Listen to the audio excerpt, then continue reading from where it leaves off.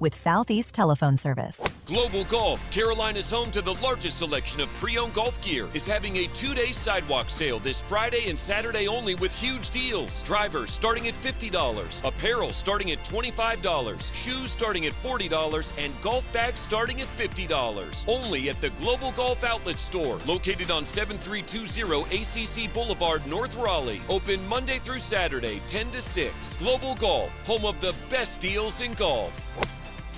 The wait is over. Football is back in North Carolina. Kick off the 2026 high school football season with high school OT at the High School OT Jamboree, Saturday, August 8th at First Horizon Stadium at Wake Med Soccer Park. See 10 of North Carolina's premier football programs take the field in one incredible afternoon and evening, featuring Wilson Hunt, Union Pines, J.H. Rose, Rollsville, Southeast Raleigh, Wake Forest, Cardinal Gibbons, Millbrook, Southern Durham, and Middle Creek. Whether you're cheering for your hometown team, scouting future college stars, or simply love Friday night football, this is the place to be. Gates open at 3. JV games begin at 4. Varsity matchups kick off at 5 p.m. Get your tickets today at highschoolot.com. The 2026 High School OT Jamboree, Saturday, August 8th, presented by High School OT and brought to you by Talk It Out NC, Wake Orthopedics, State Employees Credit Union, and the U.S. Army.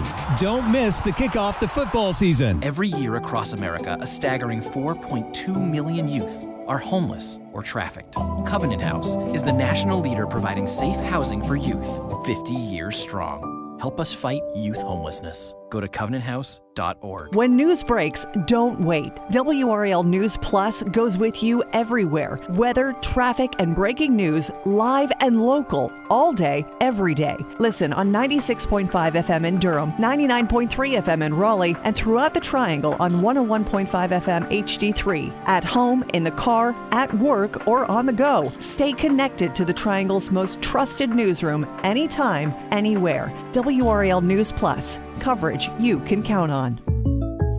Jake from State Farm. I just beat my running PR, so I'm celebrating with the Banana Bonanza smoothie. Hey, and you can keep celebrating when you create an affordable price just for you by bundling your home and auto with the State Farm Personal Price Plan. Go bananas. I will. Hey, make it a large. Bundling, just another way to save with the Personal Price Plan. Like a good neighbor, State Farm is there. Prices are based on rating plans that vary by state. Coverage options are selected by the customer. Availability, amount of discounts and savings, and eligibility vary by state. I'm attorney Brian Ritchie. Getting hurt in a car wreck comes with all kinds of stress and frustration. But when you call me, I'll be on top of all of it. So all you need to worry about is getting better. If you've been injured in a car wreck, I'm on top of it. Contact us at ritchielaw.com. Broadcasting live from the Eagle Leasing Storage Studio. WCMC HD1 Holly Springs. 99.9 The Fan. The Canes light the lamp here. Middle of the day on this Wednesday. It's already hot out there, mostly sunny with highs in the mid-90s this afternoon. We'll be pushing near 100 degrees Thursday and Friday. In the Triangles, heat advisories will be possible and scattered storms this weekend. I'm meteorologist Chris Michaels in the WRAL Severe Weather Center. 3 o'clock check of your money. Dow Jones up 102 points today to 52,610. This hour of the drive is brought to you by All-Star Dog Training. You've seen their dogs featured in college and professional sports. They can train your dog too. Visit allstardogtraining.com and schedule your free evaluation today.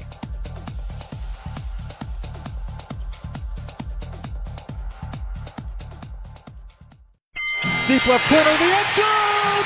Jalen Coker hauls it in for a touchdown! Off the back iron! Wilson comes soaring in to dunk it home. Copeland jabs on him a couple of times. Step back three-pointer, left corner, swish. One dribble out for Boozer for three! Big time! And the Carolina Hurricanes are the best team in the NHL!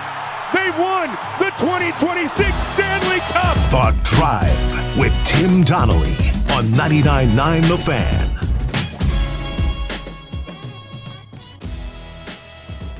The Drive with Tim Donnelly on 99.9 The Fan is live from the ACC Kickoff in Charlotte. I'm Tim Donnelly. Dennis Cox here with me. Max Gorn back at the studio keeping us up and running. And I can promise you some doozies of some interviews today. Yeah, we do. We have Darian Mensah explaining why he is not representing Duke football here at ACC Kickoff and is instead representing Miami. Talked to him earlier today. We have, I think, easily the most buzzworthy player of the day one of the ACC Kickoff, CJ Bailey, quarterback, NC State, joining the show later on. Dave Doran joining the show later on.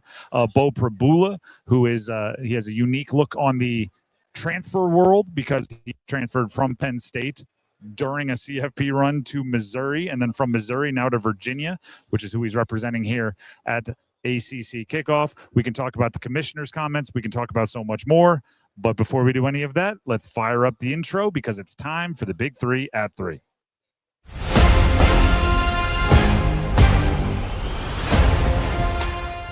Number 1.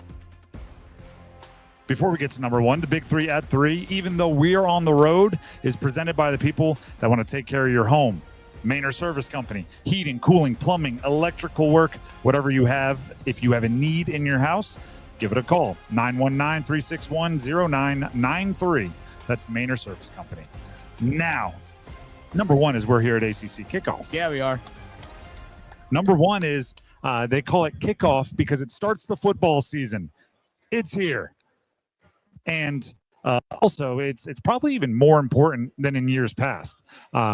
You go back 10 years ago, you could show up to an ACC kickoff. It's a lot of, hey, good to see you again, right? It's a lot of, players that have been at a university for 2 or 3 years already are now finally representing their team, but we know them. We've seen them in that jersey. I don't know how long this is going to go on, but at these events, when you get coaches, analysts, players, former players, media members together, the transfer portal is still such a big talking point. Everybody's buzzing about it. Now there's tampering discussions that everybody wants to talk about, rule changes that everybody's going to be talking about. And what it really does is it makes it every year its own thing. They're so much less connected. And if you have somebody who has been in your organization for 2 or 3 years, it just becomes a massive advantage. And it's the first thing, and you'll hear this in the 4 o'clock hour, it's the first thing Dave Doran said when we discussed the development of CJ Bailey and how much he's improved. He was like, well, yeah, we've gotten to help him improve because he's here for more than a year. So many of these transfers, they make it tough on themselves. Right? We're going to talk to 3 quarterbacks today. 2 of them are on their 3rd team in 3 years. That's wild to think about. And that's just a really difficult thing to do as a quarterback. And Dave Doran will talk about CJ Bailey being all 3 years at NC State and how the value of that is. It's interesting hearing different perspectives. And there's pros and cons to both.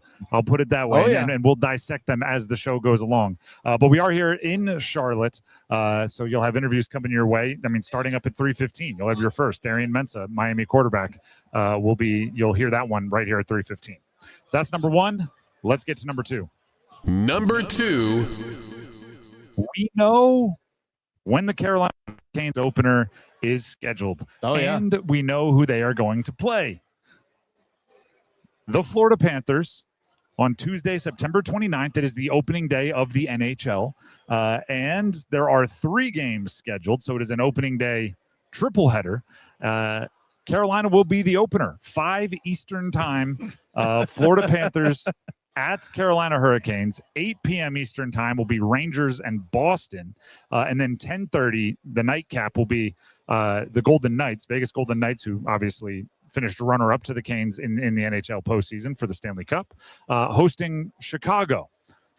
I have some questions, but Dennis, I heard you chuckling. What was funny? Oh, I just think it's amazing how for a 5 o'clock game, if you want to go to the game, folks, go ahead and book that half a day of PTO for a 5 o'clock puck drop.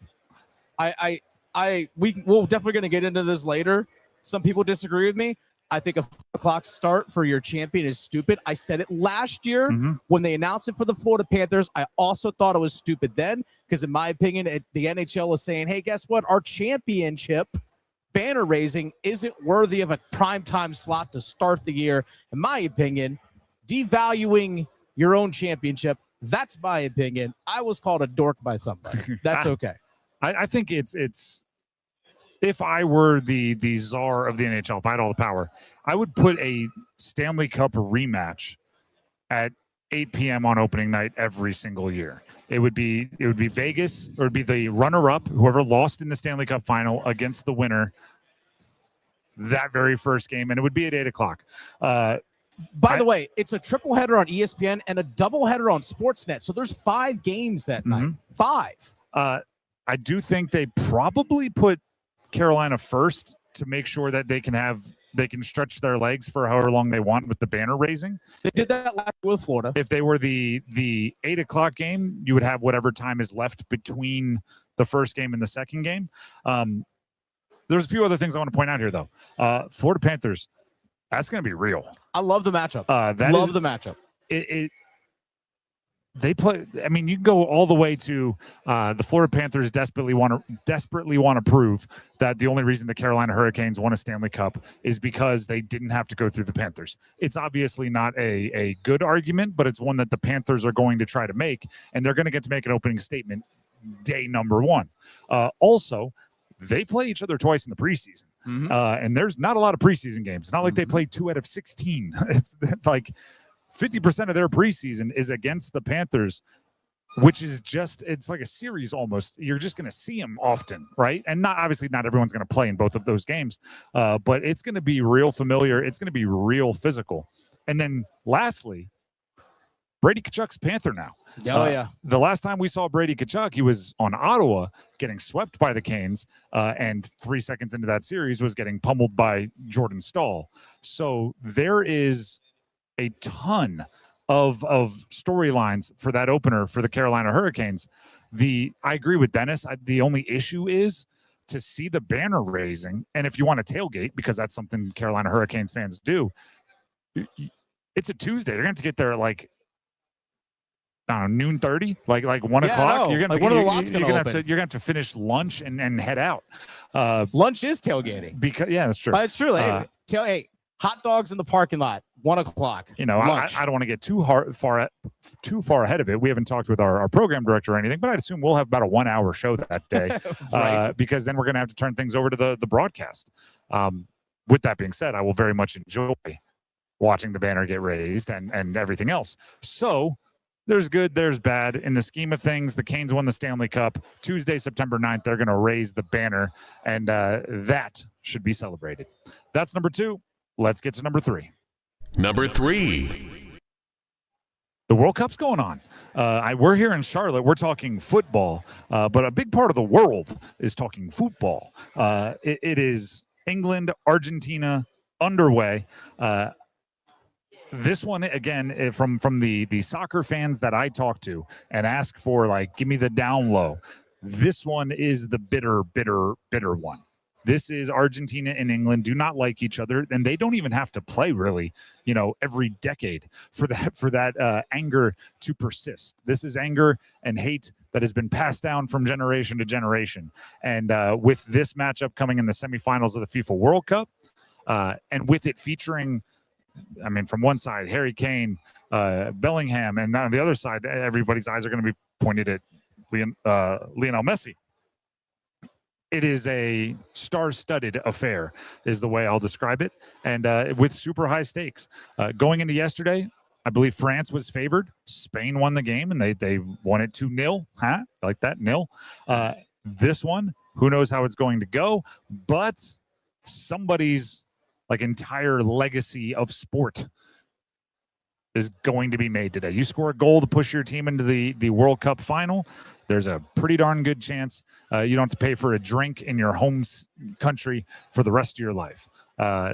That's not the most important part, but it is part of the stakes. Again, we are live here at the ACC football kickoff, so our ability to cover the game and follow the game might be a little obstructed, but Max Gorin back at the studio has promised us he'll pay attention, and he will let us know when goals are scored, when red cards are drawn, and everything else. So we'll keep you updated as a team.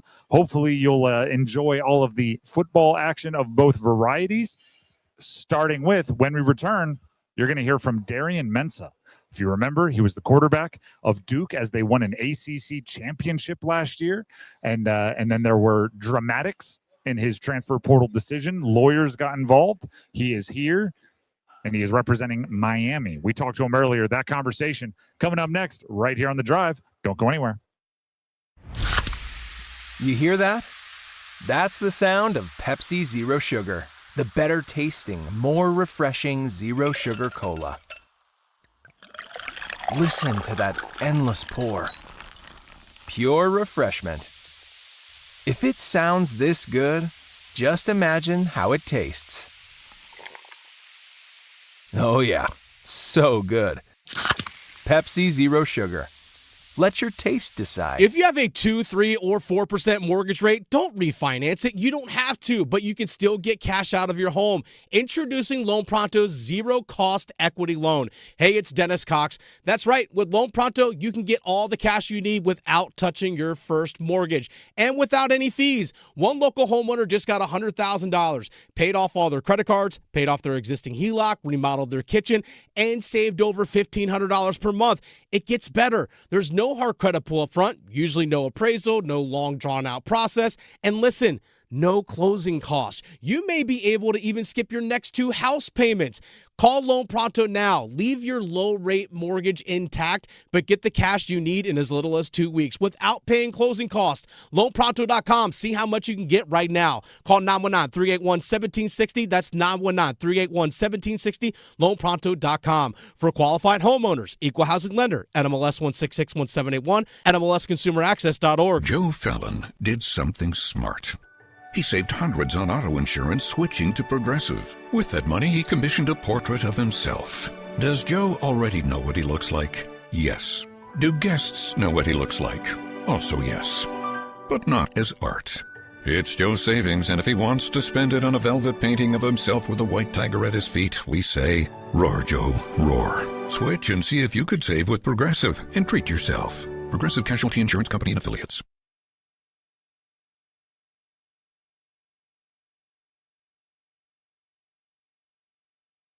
Here in Charlotte at ACC Kickoff, where we are welcomed back by Darian Mensah, quarterback at Duke last year. We talked to him at this event ahead of an ACC championship season.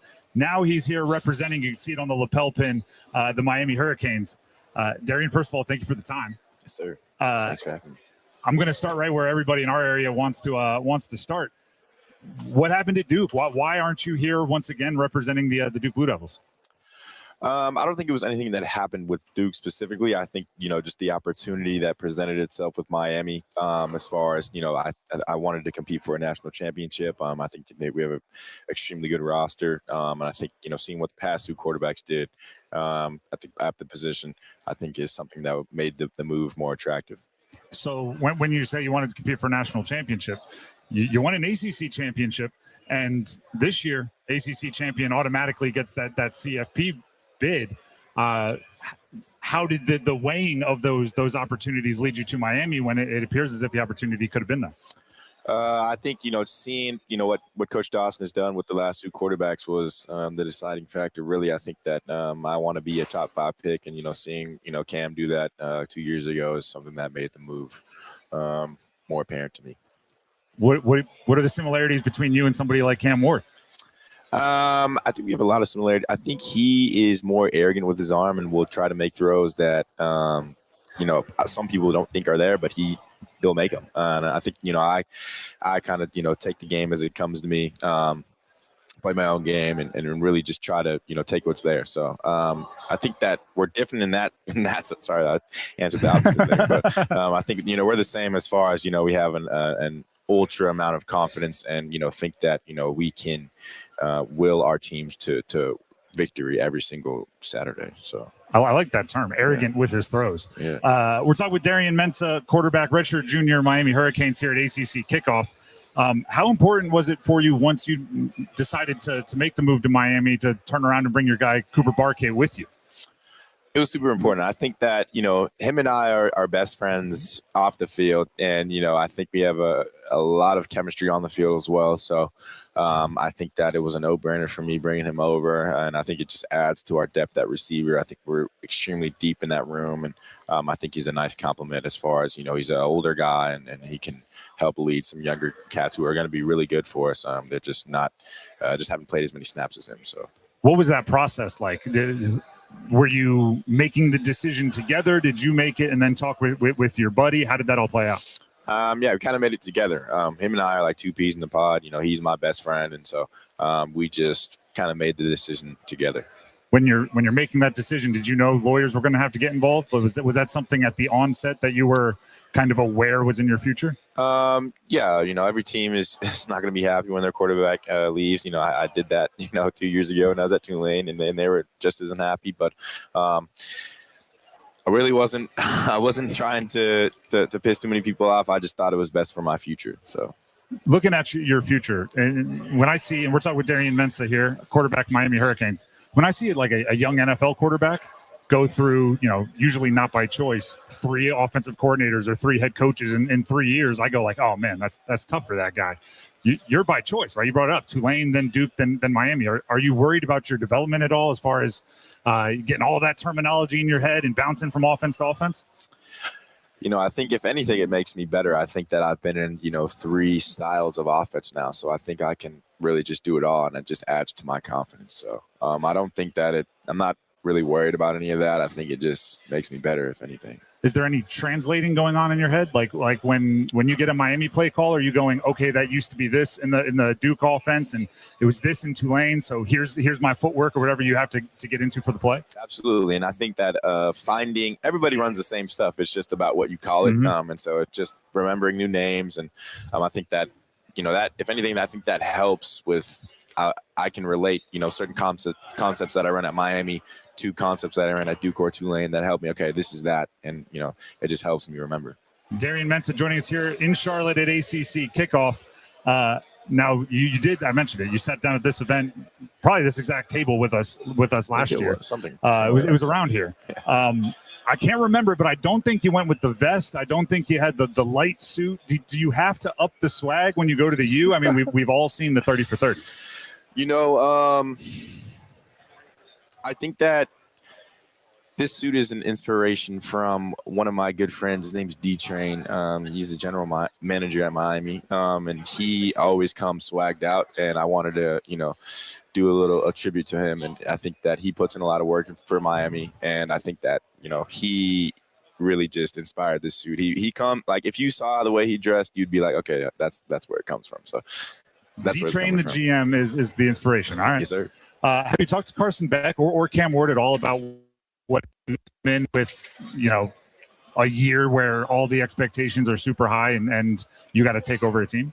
I actually haven't talked to either of them. I worked out Cam one time, but that was, last year when I was at Duke. But I haven't really talked to either of them about the expectation. I'm not really focused on it, to be honest. I've really just trying to win ball games and, just trying to mesh with my team. Really just focused on this fall camp coming up. Obviously, Miami made it as far as you can make it without getting that last piece. Now, you're one of the guys coming in to help them, hopefully, obviously, from your perspective, get them over the hump. What's the dynamic between the new guys and the guys that, have tasted it and almost gotten there, but not quite?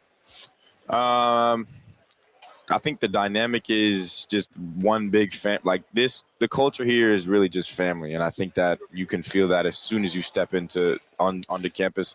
I think all the transfers were answered the question the same way. Like there was no introduction period. There was nothing it was all just connectivity, and I think that is crucial for a team who wants to go and win the national championship. We're talking with Darian Mensah here, who was at Duke last year, ACC championship quarterback. What'd you learn last year about being the highest paid guy in the locker room, and navigating that situation where not everybody is in the 7 figures, and then you're in the 7 figures a few times over? It's not the easiest thing to do, and I think it just made me better, a better person, a better player, and I think that it just prepared me for the things that I'm gonna have to go through in the NFL. So I think it was something that was hard but necessary for me to go through. Do you have to pick up checks when you and your buddies are grabbing food after a workout? Pretty much. All right, I like that. You've talked about the NFL pretty confidently in this interview. You're going to be there. You want to be a top 5 pick. What feedback have you gotten, or what do you have to check off the list of things that they want to see this year? I think a big thing that I can work on this year is my ball security. Early in the season, I think I lost a few ball games with just being lackadaisical with the football. So cleaning up on that, obviously just cleaning up reads and then really getting into the nuts and bolts of football. I think that I've been, meeting with Coach Mirabal. I think he's one of the best in the country in coaching O-line. And so really just knowing what every single position is doing on every play, because, come draft time, I'm going to have to get up on that board and tell everybody what's going on. So I think that's been, a couple of things that I can work on. I remember having this same thought last year that you're real low key, kind of, just taking it in, answering questions. Can we get a snap count? Can we get a hard count? Oh, can you draw somebody off here? One, but you want the NFL snap count? Oh, you want no, give us. Yeah, we're just. Oh, you're a clap. Yeah, we're on the clap. So. I mean, nobody jumps off sides because you clapped extra hard. You're passing up an advantage there, aren't you? When we go on two, people jump off sides. So, yeah. Similar to those pre-draft deals here. Let's go 3rd and 8. You're at your own 40. Got to have it. There's 3 minutes left, but you're down 4, right? So it's not ultra quick. Clock stopped. What's the play call? You've been seeing too high all day, but the defensive coordinator likes to mix in an exotic every now and then. For sure. I think we'll go a 2x2. We'll run sail to the boundary. I think I like that. Usually with number 1, Malachi Tony. I think he just has an amazing feel for routes. He's almost like another quarterback on the field. So we can, work things out on the fly. So I'll run that to the boundary, and then we'll run 2 digs to the field. So that's good versus really anything. And then I'll just swipe read it. I'll go sail back to the dig, backside, and we'll send our back. Keep it 6-man pro to be safe because our defense is a lot of zone pressure. So try not to be in empty very often. But, I'm giving up too much game, but I'll just leave it at that. I like that. Last question for you because you brought up his name. He's fun to watch. What was your first impression of Malachi Tony? In person, like when you actually got to get him out there on the workout field. Usually, like when you deal with high-profile receivers, they want the ball and they expect the ball, and they're kind of like divas. He's the opposite. Like he is the most selfless human, and I think he gets it from his mom. His mom is a really nice lady, and I think that it was kind of like a shocking moment for me because I'm just so used to receivers just expecting the ball, and then they'll just express that to you. And the dude is just a hard worker, a great human being, and obviously a great player. So he's awesome to be around. All right, I lied. One more. How do you handle it when they're not that nice? When they're open and you didn't throw them the ball, how do you handle the receivers when they let you know? Just try not to pay attention and just say, I'll get you on the next throw. All right, Darian, we appreciate you. Would have been fun to see you in the Triangle in North Carolina again, but enjoy the ride at Miami. Yes, sir. Thank you. Once again, that was Darian Mensah, the quarterback for the Miami Hurricanes here at ACC Kickoff. We'll talk about his answers and how he has handled not just that interview, but all of the interviews today throughout the show. Listen, I don't like how it ended with Duke and Darian Mensah as much as anybody. I don't like the 11th hour nature of it as much as anybody. But what he did today, answering the questions, facing them, not running, being honest, at least appearing so, right? You never know if somebody's being fully authentic, but it appeared so. Thought he did a good job, right? Objective opinion, I thought he did a good job today. And there are obviously some reasons why Miami is a very attractive place to play quarterback, and he brought him up.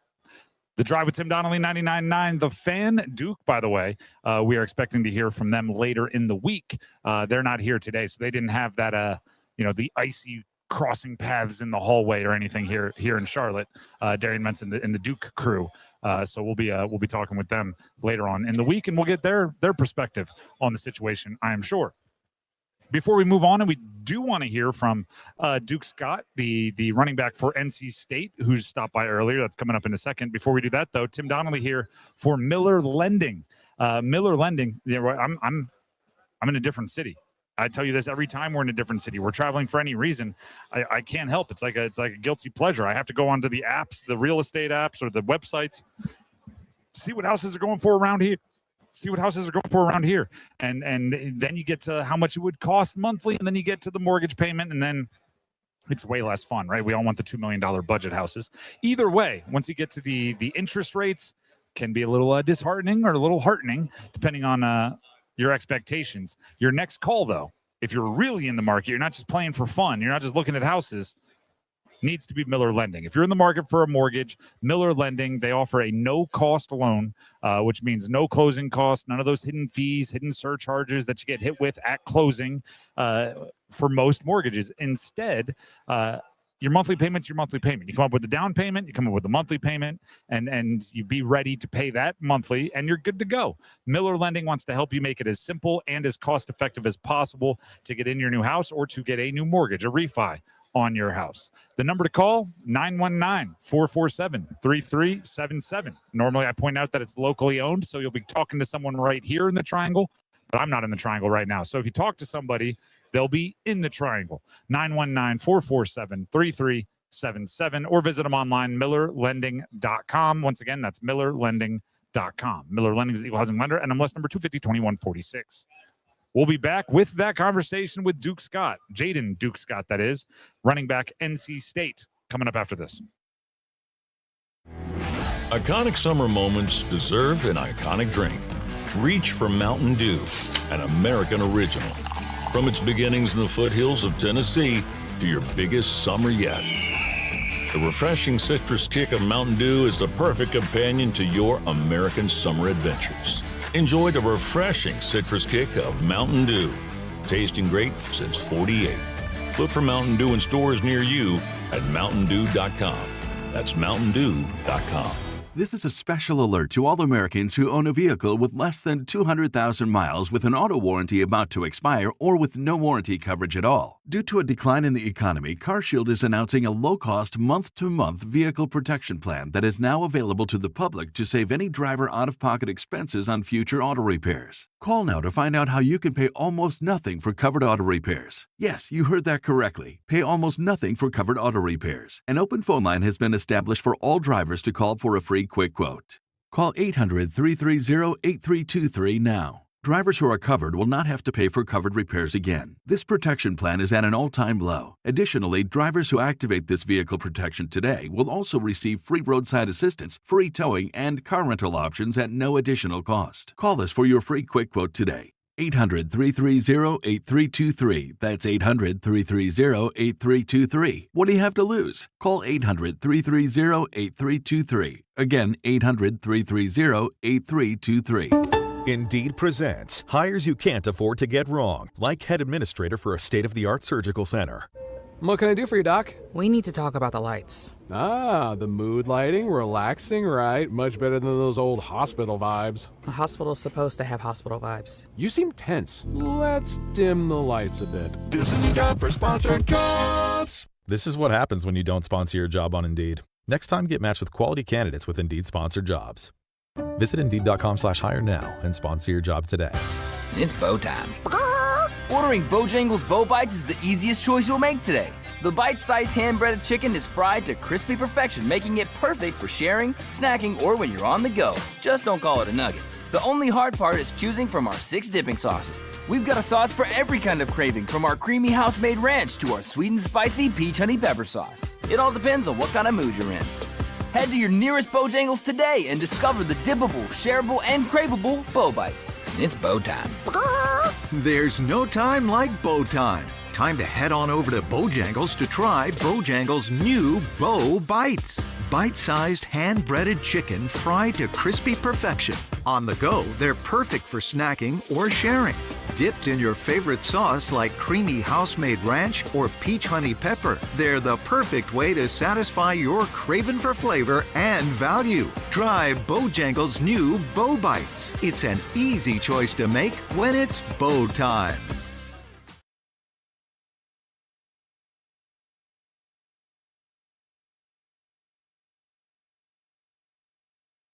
We are back here on 99.9 The Fan as we continue our coverage from ACC Kickoff in Charlotte. Sitting down with us now, running back for the NC State Wolfpack, redshirt sophomore running back, Jaden Duke Scott, coming off a 595-yard rushing season, but that big game against Georgia Tech is what so many of us remember from Duke Scott's season.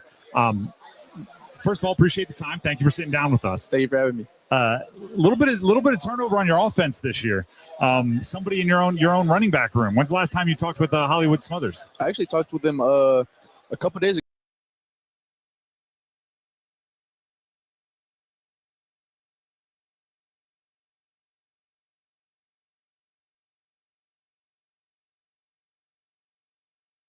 him a couple days ago. He's we still keep in touch. Really good guy. He's like a brother to me. I always let him know, like, regardless if we're at the same school or not, the amount of love that you put into me, like, that doesn't go anywhere. You're my brother for life.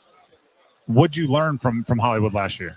I learned a lot. I learned on the field, like, how to improvise as a runner, how to become a better runner, and understand defense a little bit better. He spent a lot of time off the field making sure that we understood what was going on the field. And then off the field, he just taught me how to carry myself better and just be a good guy, you know? Of course. Being a good guy. I mean, you seem like you got that down. So, talking about the football stuff, though, right? Learning how to improvise. The one thing you have is some speed, right? And you're on all the Athletic puts out the Athletic Freaks list. You have the hardware, the medals from the 100-meter dash, I think it was, in Georgia 5A state track, which there's a little bit of speed there. Are you the fastest on the team? Hey, I'm gonna bet myself every time, but we have some guys who have a lot of speed. We have transfers like King Mac, Joe Trader, who are extremely fast guys who might not necessarily, you might not see them on a 100-meter dash, but when they're on the field, they can fly.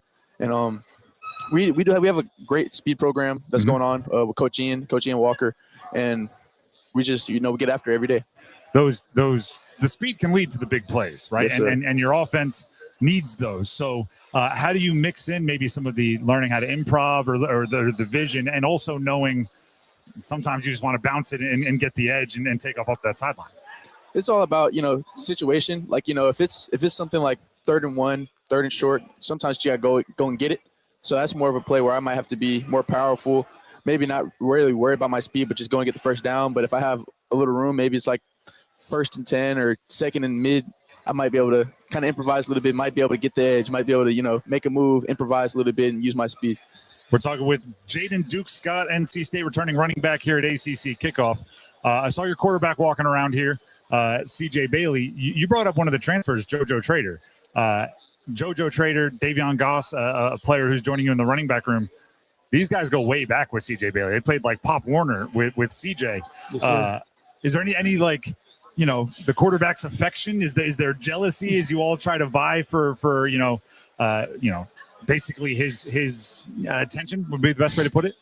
Not at all. We all are just trying to win the game. So everybody does their part. Everybody knows, like, CJ loves everybody. He spreads the ball around, his stats show that.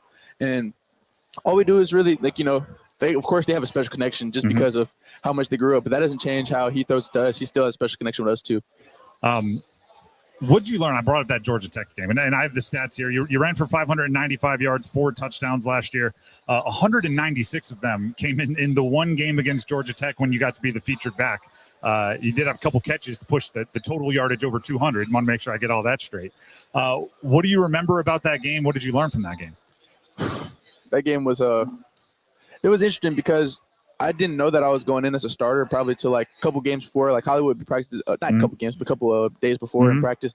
And I just remember Hollywood telling me, like, look, I might not be able to go this week, so you got to be ready.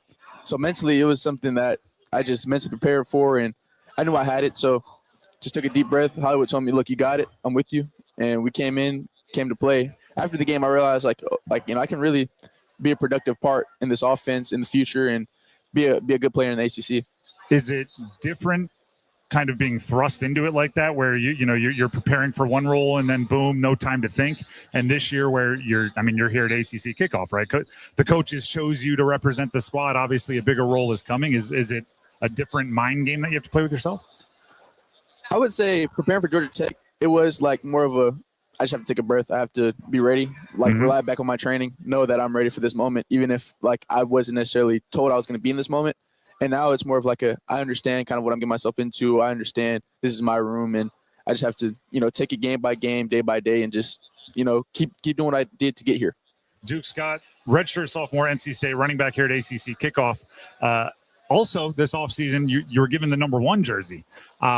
There's some stats on that. The first offensive player for NC State, and for those of you that don't know, this is a hard work honor that they bestow on one player a year to wear the number 1 jersey. First offensive player to be given the number 1 since 2018, and the youngest player to wear it under Coach Doran's leadership. How'd you react when you found out that they chose you? It was an honor. I was I was not necessarily in shock, but I was very excited for myself and for the team. It's an honor. I was very appreciative that coach picked me and the team picked me. They believed in me to have that honor, and I'm just ready to leave it better than I found it. How, I guess, would be the way, because team guy, right? You're hyping up everybody. This guy works hard. That guy's working hard. We're all on the strength staff or on the strength and conditioning program, but you're the one they chose. How did you rise above? Well, my goal is just to make everybody around me better, make them, push them to a standard that exceeds what they probably would usually do if I weren't there. So my whole goal is just to, have people push to my level, push above me, just so it can not only push them, but push me as well. The athletic freaks list I mentioned, they put it out every year. You're on it. They list all the lifting numbers. If you had to, one lift, right? You got to show up. You got to PR. You got to impress somebody. You get one lift. Which one are we throwing on there? I would say power clean. I think that's my most impressive lift. So that's a real meathead answer. Going straight to power clean, yes, right? Sir. I'm ready to toss the weight up and squat it up. If I can get under it, I can get it up. All right. Let us know your style as running back. Favorite running play? Ooh, I would say honestly outside zone. That's probably the play. I just feel like I have the most freedom to do whatever I want. If I want to get it all the way back, I can get it all the way backside. If I want to bang it, I can bang it. If I want to stretch it all the way out, I just feel like that's probably the most dynamic run that we have. We're talking with Jaden Duke Scott, NC State redshirt sophomore running back ahead of football season as we're getting started here. You want to play? Will you play a little game with us? Of course. We do this occasionally at these kickoff events, especially for teams that have a bunch of transfers that we're trying to get to know. Call it rapid fire scouting reports. So I'll say a name, a couple new guys on offense, a couple new guys on defense. We don't know them, right? We may have seen them elsewhere, but in a sentence, 2 sentences, something quick. Can you give us the rundown on their game? Yes, sir. All right, we'll start with someone we mentioned, JoJo Trader. Oof. We got explosive, special talent, be a great player. Another wide receiver, Chance Robinson. Another explosive, spectacular catch type of guy. He's also going to be a great player. All right, we'll go one more wide receiver here, Davion Dozier. Oof, big guy, big play guy. A lot of contested catches. Sounds like we're getting some explosive players into the offense here. We'll go a couple of a couple of defensive players. Popo Aguiar. Strong leadership. Just an overall great guy. Love him. Somebody you mentioned earlier, safety King Mack. Fast, extremely fast, smart, and yeah. All right, and last one we have for you here, cornerback Andre Evans. Ooh, another fast guy, very technically sound. We talked about your speed background earlier. Is that what you do? You're sizing people up. One of the first things you mentioned of all the defensive players is basically speed. Is that how you're kind of eyeing up the defense during practice? Yes, sir. If they're keeping up with you, you're like, okay, yeah, we're all right here. Yes, sir. The biggest thing I do is when we're in these workouts or anything like that, because we get them in the winter first. So I'm trying to race these guys. I'm trying to compete against these guys. And usually a guy my size, you'll say yeah, let's get on the bench or let's get on. No, I'm trying to see how fast you are. All right, and like we said earlier, you're coming out on front most of it. Let's do a kind of a scouting report type question, but about your quarterback. You guys showed up, right? Same time. You've been there. In the transfer world, there's not always players that get to see each other develop over 3 years. What's the biggest difference between C.J. Bailey as a freshman when he was thrown into that spotlight and C.J. Bailey now as the guy that the offense is built around? He's very special talent, of course, and we knew that since he came in. I think the biggest difference is confidence. He's coming in. He's been here 2 years. He's played. He's made the plays that he wanted to make. He made plays he didn't want to make. He's very aware of everything. He's extremely smart. So as he built and grew to understand the defense and understand the offensive system more, he's just going to be a first-round pick, in my opinion. And what would you hope he answers that question? We're going to talk to him. If I say you and Duke Scott grew up together, right? The last 3 years you've grown alongside each other. What do you hope he says is the biggest difference about you? I would hope he says smart guy, confident, and he's ready to play. Give us a name of a someone maybe I haven't asked about that you think is going to surprise us, right? There's breakouts every single year in college football. And I always say spring ball is when everybody goes oh, that guy's been working, right? And somebody pops. Who's popping for NC State this year? I would say there's multiple guys I could say here, but the one I'm going to go with is Keenan Jackson. He's a receiver. He's been here for 2 years. He came in with me and CJ as well. And he's a guy who he puts his head down and he works every day. He makes the plays he needs to make in practice. He's going to make them in the game this year. And now that the receiver room's kind of cleaned out, he's going to be a great number one target. Last question here. We're going to be talking with Dave Doran, your coach, later today. Give me something that we wouldn't know, right? I feel like we know Dave Doran pretty well, right? He's kind of, very open and authentic. But what's something we can ask him about? I don't know. I don't know if you've seen him play the guitar, right? He's got all these interesting hobbies. What can we ask Coach Doran? Oof. I would say ask about his fishing. That's his biggest hobby. Like, regardless of what's going on, he's going to tell us about how, like, what fish he caught, the biggest fish he caught at any given day. You like those stories, or you zoned out? He's a funny guy. Like, he's very sarcastic. So it's like, hearing those stories just like add a little bit extra to it, Duke, we appreciate your time. Good luck this season. Thank you. You have a good one. Once again, that was earlier today when we caught up with Jaden Duke Scott, running back for NC State here at ACC Kickoff. We'll be talking with a few of his teammates and his head coach, or we'll be airing those conversations in the 4 o'clock hour. So Dave Doran, CJ Bailey, Isaiah Shirley, also representing the Wolfpack today, will be coming your way later on. One thing I really liked about Duke Scott is, he seemed comfortable, which he is, of the players here, most of them started last year or transferred in with the obvious expectation to start at their next spot, having played at a previous university, or even, some have started 2 or 3 years. He started 1 game last year, and his team brought him here, and he seemed comfortable. And I wonder how well he played against Georgia Tech in that upset game when he was the featured back, if that didn't make them feel a little bit more comfortable about not being able to get Hollywood Smothers to return. They knew that Jaden Duke Scott had something to him, and he seems comfortable to get ready to show everybody that he's got something to him. The Drive with Tim Donnelly, 99.9 The Fan. Before we move on, Tim Donnelly here for Bailey's Fine Jewelry, specifically the Fox and Bailey Watch Shop. When we're at these events, sometimes Dennis does the shoe watch.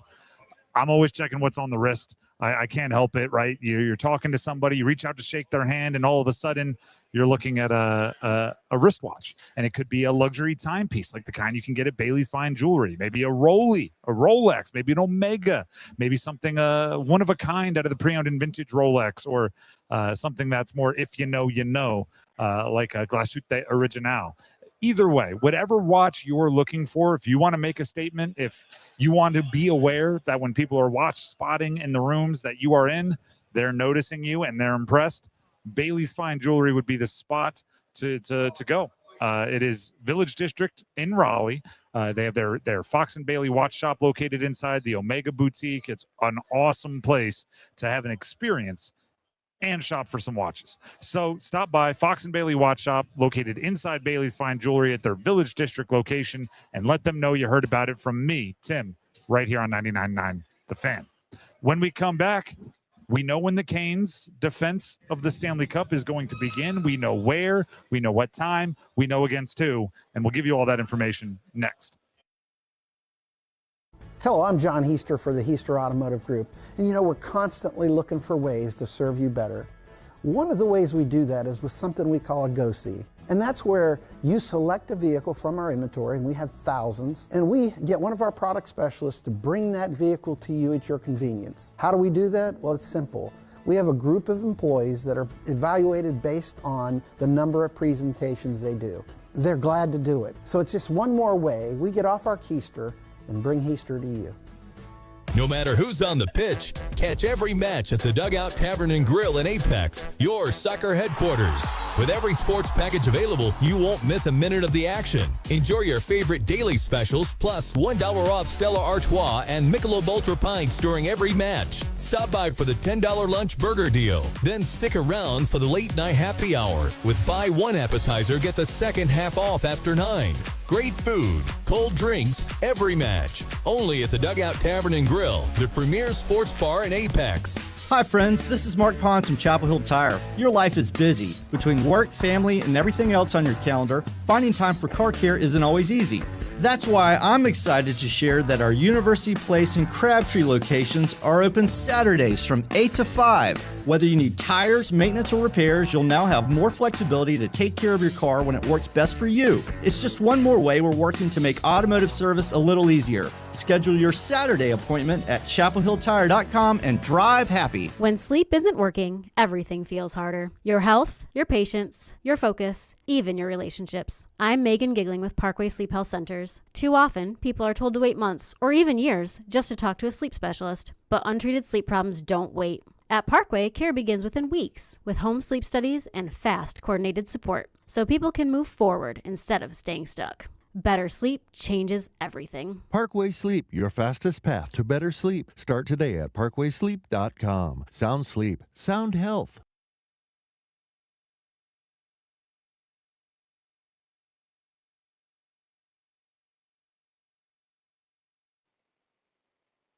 Drive with Tim Donnelly, 99.9 The Fan, live from Charlotte, the location of the 2026 ACC Kickoff. Not just today, by the way. We are here today, but also tomorrow and Friday. Tomorrow and Friday, Dennis and I will be taking over the Adam Gold Show as well. Yeah, we are. So these interviews, they're going to be basically like constantly streamed. And we're going to try to bring you as much insight as we possibly can from ACC Kickoff. And it's because it's football season. I mean, we're starting up. I know the World Cup is, 2 more games today and Saturday, which, by the way, Max back at the studio, still 0-0 between Argentina and England. Yes. All right, 0-0. 0-0. The 2 updates I got from Max were at the beginning of the game, it seemed like the 2 were just mauling each other at midfield. Trying to establish the line of scrimmage, Tim. Let's go. Hey, 3 yards in a cloud of dust. And then later on, there was Lionel Messi drew a yellow card on England. Oh, okay. That's what I have for you. Score still 0-0, and we'll move on. Hey, a lot of power early. Counter later. Let's go. Well, you know what? Ready? Here's the transition. What is Argentina trying to do? Defend their championship. cup. That's right. Defend their title. And that's what the Carolina Hurricanes are going to be trying to do. And their defense officially will begin September 29th. It is a Tuesday. It is the NHL opening night. They will be the first of 3 games as part of an ESPN triple header, and they will host the Florida Panthers at 5 on Tuesday. I love that. Love that they're playing Florida, that is. I like that they're playing Florida. You have the 2 teams that won the last 3 Stanley Cups playing each other. Correct, but they also didn't make the playoffs last year. That's fine.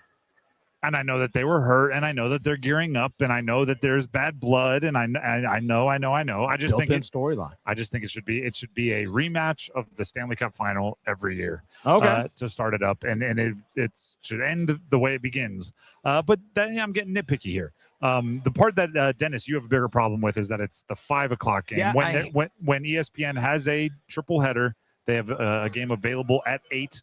Which is going to, who is it? New York, the Rangers, and Boston. And then Chicago and Vegas, 10:30 Eastern time, the late night action. But you have an issue with the Carolina game being a 5. So it's not just a triple header on ESPN. It's also a double header on Sportsnet in Canada. So there are 5 games that day. 5. And the thing that frustrates me, and I said this last year when the Florida Panthers were announced that they're having a 5 o'clock game to start a triple header themselves. I said the exact same thing. I'll say it. To me, if I'm the NHL, I put my championship or put my champion, the banner raising, you put it in a primetime slot. You're trying to reach not just the team that's hosting the Carolina Hurricanes in this instance, but you're trying to also appeal your sport to a mass audience. And that's the thing, in my opinion, where the NHL fails. And to me, by not putting your championship in a primetime slot, you're basically, in my opinion, you are essentially saying that your championship, the banner raising for your title, is not worth a primetime slot. The fact that the Rangers, a team that didn't make the playoffs last year, I understand their original 16, they sucked last year. The Rangers sucked last year. They're more worthy of a primetime slot over the championship. That's not good, in my opinion. I said the exact same thing last year. To me, I'll say the term. Some people disagree with it. I was called a dork by some people. By one person. to me, it devalues the championship when you don't put it in a showcase position.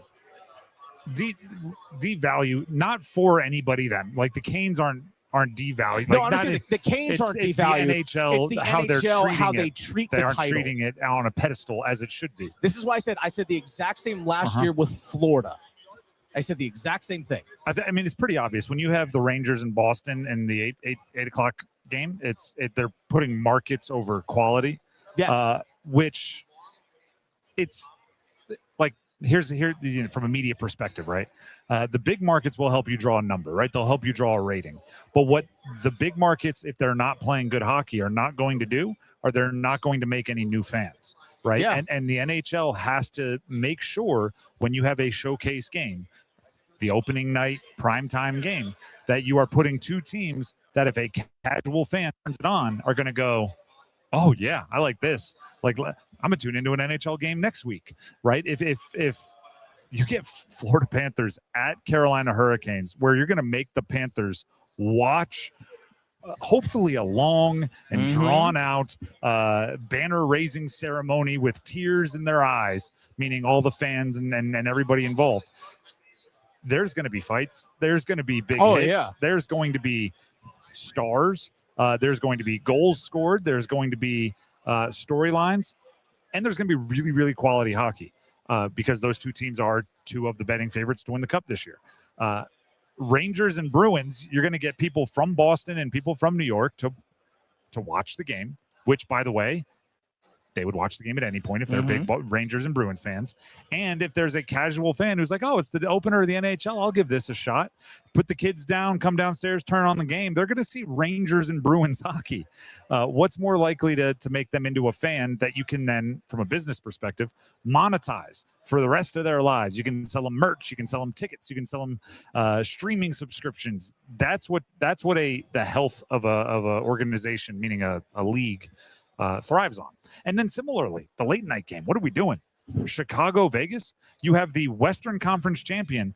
They know that Connor Bedard's not playing for Chicago in the opener. They know that now, yeah. Like that is because West Coast, kind of a primetime game there.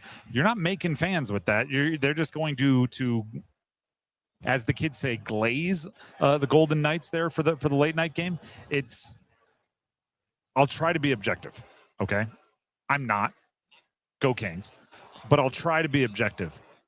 The most entertaining matchup of the three is the one that's going to be played at 5 Eastern time. Yeah. Which means what, like 2 o'clock on the Pacific Coast? Yeah. That's not what you're hoping to do. And then on top of that, Canes fans are going to have to like take off work because a banner ceremony is not something you want to miss if you're a diehard. That's going to start at what, 4 o'clock? The banner raising will be at 5. I mean, puck drop's really not going to be probably like till the 5:20. whole thing. I'm sure there will be. There's going to be a whole bunch. There'll be like you want to be there. They'll put it, different former players and everything on the jumbotron. Like they're going to make it into a thing, and you want to be in the building for that. So if you're in the building at say 4:20, conservatively, you don't want to miss anything. You're tailgating for 2 hours. Your day is shot. Like your day is donezo. So also as well, there are 2 games on Sportsnet in Canada. I assume ESPN got to pick for I assume there was a draft. I don't know how those rights work. work. Yeah, 7 o'clock, Montreal plays Toronto. Like that's a heater. Like you don't talk about like rival teams and 2 teams that were good this past year. Not Toronto. That's true too. Yeah. But Montreal was good. Montreal was good. And they're young.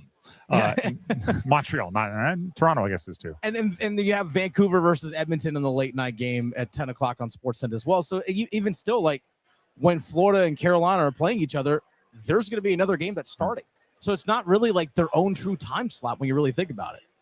I want to be clear. This is first class problems. Yeah, there's that too. They're not showcasing our banner raising enough is the definition of, my caviar comes in too small portions.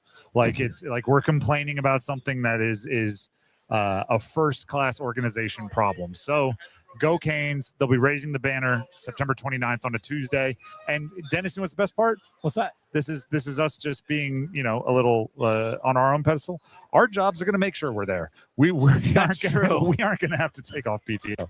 I apologize for everybody else that doesn't have that, but it's, sometimes you got to remind yourself how good you have it. The Drive with Tim Donnelly, 99.9 The Fan. From here at ACC Football Kickoff, we get to football at 4 with minor breaking news for the Carolina Panthers. Coming up next. Get in the zone, AutoZone. The sounds of summer. They're great until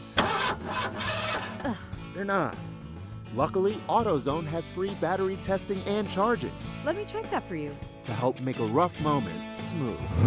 Don't miss the Celebrate Free event at AutoZone. Free products with select deals until July 27th. And free services every day. Restrictions apply. Get in the zone, AutoZone. Most families get their financial advice in pieces. A financial advisor here, a CPA there, and a state attorney somewhere else. Everyone means well, but nobody's talking to each other, and those gaps can work against you. Trajan Wealth's family office brings wealth management, tax strategy, and estate planning together, not as separate conversations, but as one coordinated system built around your life, your goals, and the people who matter most. Ours is a true family office, not one that refers you out because it's convenient. This kind of dedicated collaboration used to require a 7-figure net worth, but here's the game changer. Trajan kicked that door open. Trajan advisors are fiduciaries, always obligated, always honored to act in your best interest. Unlock your Trajan family office at TrajanWealth.com or call 1-855-TRAJAN-1. That's 1-855-TRAJAN-1. Advisory services through Trajan Wealth, LLC, an SEC registered investment advisor. Other services through Trajan Estate and Trajan Tax. Having insurance isn't the same as having State Farm. It's like needing a lawyer, but getting some guy who just watches courtroom dramas. How does the defendant plead? Guilty. Wait, what? Also, objection. You object to what? Erroneous. Counsel, approach the bench. Hey, can I get a whack at the gavel? You wouldn't settle for just any lawyer, so don't settle for just any insurance. Get the real deal with State Farm. Like a good neighbor, State Farm is there. I'm attorney Brian Ritchie. Big truck accidents can cause life-changing injuries, and life-changing injuries deserve life-changing money. I know big truck wrecks, and I know how to fight those big insurance companies. If you've been hurt by a big truck, contact us at ritchielaw.com. I'm on top of it. Broadcasting live from the Eagle Leasing Storage Studio. WCMC HD1 Holly Springs. 99.9 The Fan. The Canes light the lamp here. Middle of the day on your Wednesday. Temperatures about 85 to 90 degrees. We'll see highs making it into the mid-90s heading into the afternoon. Some heat advisories will be possible Thursday and Friday with highs 95 to 100. Scattered storms this weekend. I'm meteorologist Chris Michaels in the WRAL Severe Weather Center. 4 o'clock check of your money. Dow Jones up 142 points today to 52,650. This hour of the drive is brought to you by All-Star Dog Training. You've seen their dogs featured in college and professional sports. They can train your dog too. Visit allstardogtraining.com and schedule your free evaluation today.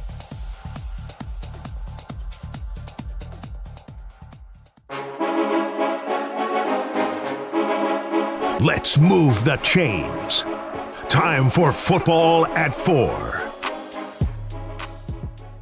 The Drive with Tim Donnelly, 99.9 The Fan. It is time for football at 4. Brought to you by John Heister, Chrysler, Dodge, Jeep, Ram, and Lillington. Get off your keister and come to Heister. We will, about 15 minutes from now, we have back-to-back-to-back NC State interviews for you. So Wolfpack fans, coming your way. It will be CJ Bailey. It will be Dave Doran. It will be Isaiah Shirley. So we got offense covered, defense covered, coaching staff covered. That's coming up in about 15 minutes right here on 99.9 The Fan, part of our coverage here at ACC Kickoff. And I was very impressed by CJ Bailey. I'll put it that way. So very much so. If you want to hear why, about 15 minutes from now. For football at 4, there's another list, right? Another edition of the ESPN executives, coaches, and scouts survey that they revealed another position today. But before we do that, We got to commemorate the time of one Will Greer in the NFL. Will Greer, Panther legend, baby. Panther legend, Two-time Panther legend. 2 starts in his career. He is a North Carolina legend. First of all, state of his high school career in North Carolina, but has put up a ton of yards. Went to, I believe, West Virginia. Put up a ton of yards in college. Cup of coffee in the pros as a starting quarterback. Was 2 games with Carolina, and then he bounced around a little bit. Played with the Cowboys. This offseason signed with Carolina. Depth player. Yeah. But he's on the reserve retired list as of today. He has hung up the cleats, as they say. Which, no disrespect to Will Greer, if he became a big part of this season, something drastically bad happened. Yeah. I mean, someone got hurt. But going into camp, they are now down to just 3 names in their quarterback room on the depth chart, which would be Bryce Young, Kenny Pickett, that is starter, high-price backup, and Haynes King, undrafted rookie free agent. So obviously, Will Greer could be retiring for a bunch of different reasons. Fell out of love with it. Maybe an injury he thought would get better isn't getting better. Maybe there's something going on away from football. Like, we don't want to put any words in Will Greer's mouth.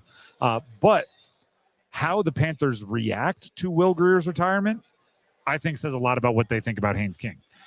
If they immediately are like, we need a couple veteran bodies, let's get a few in here, let's see which one is in shape enough to be the third.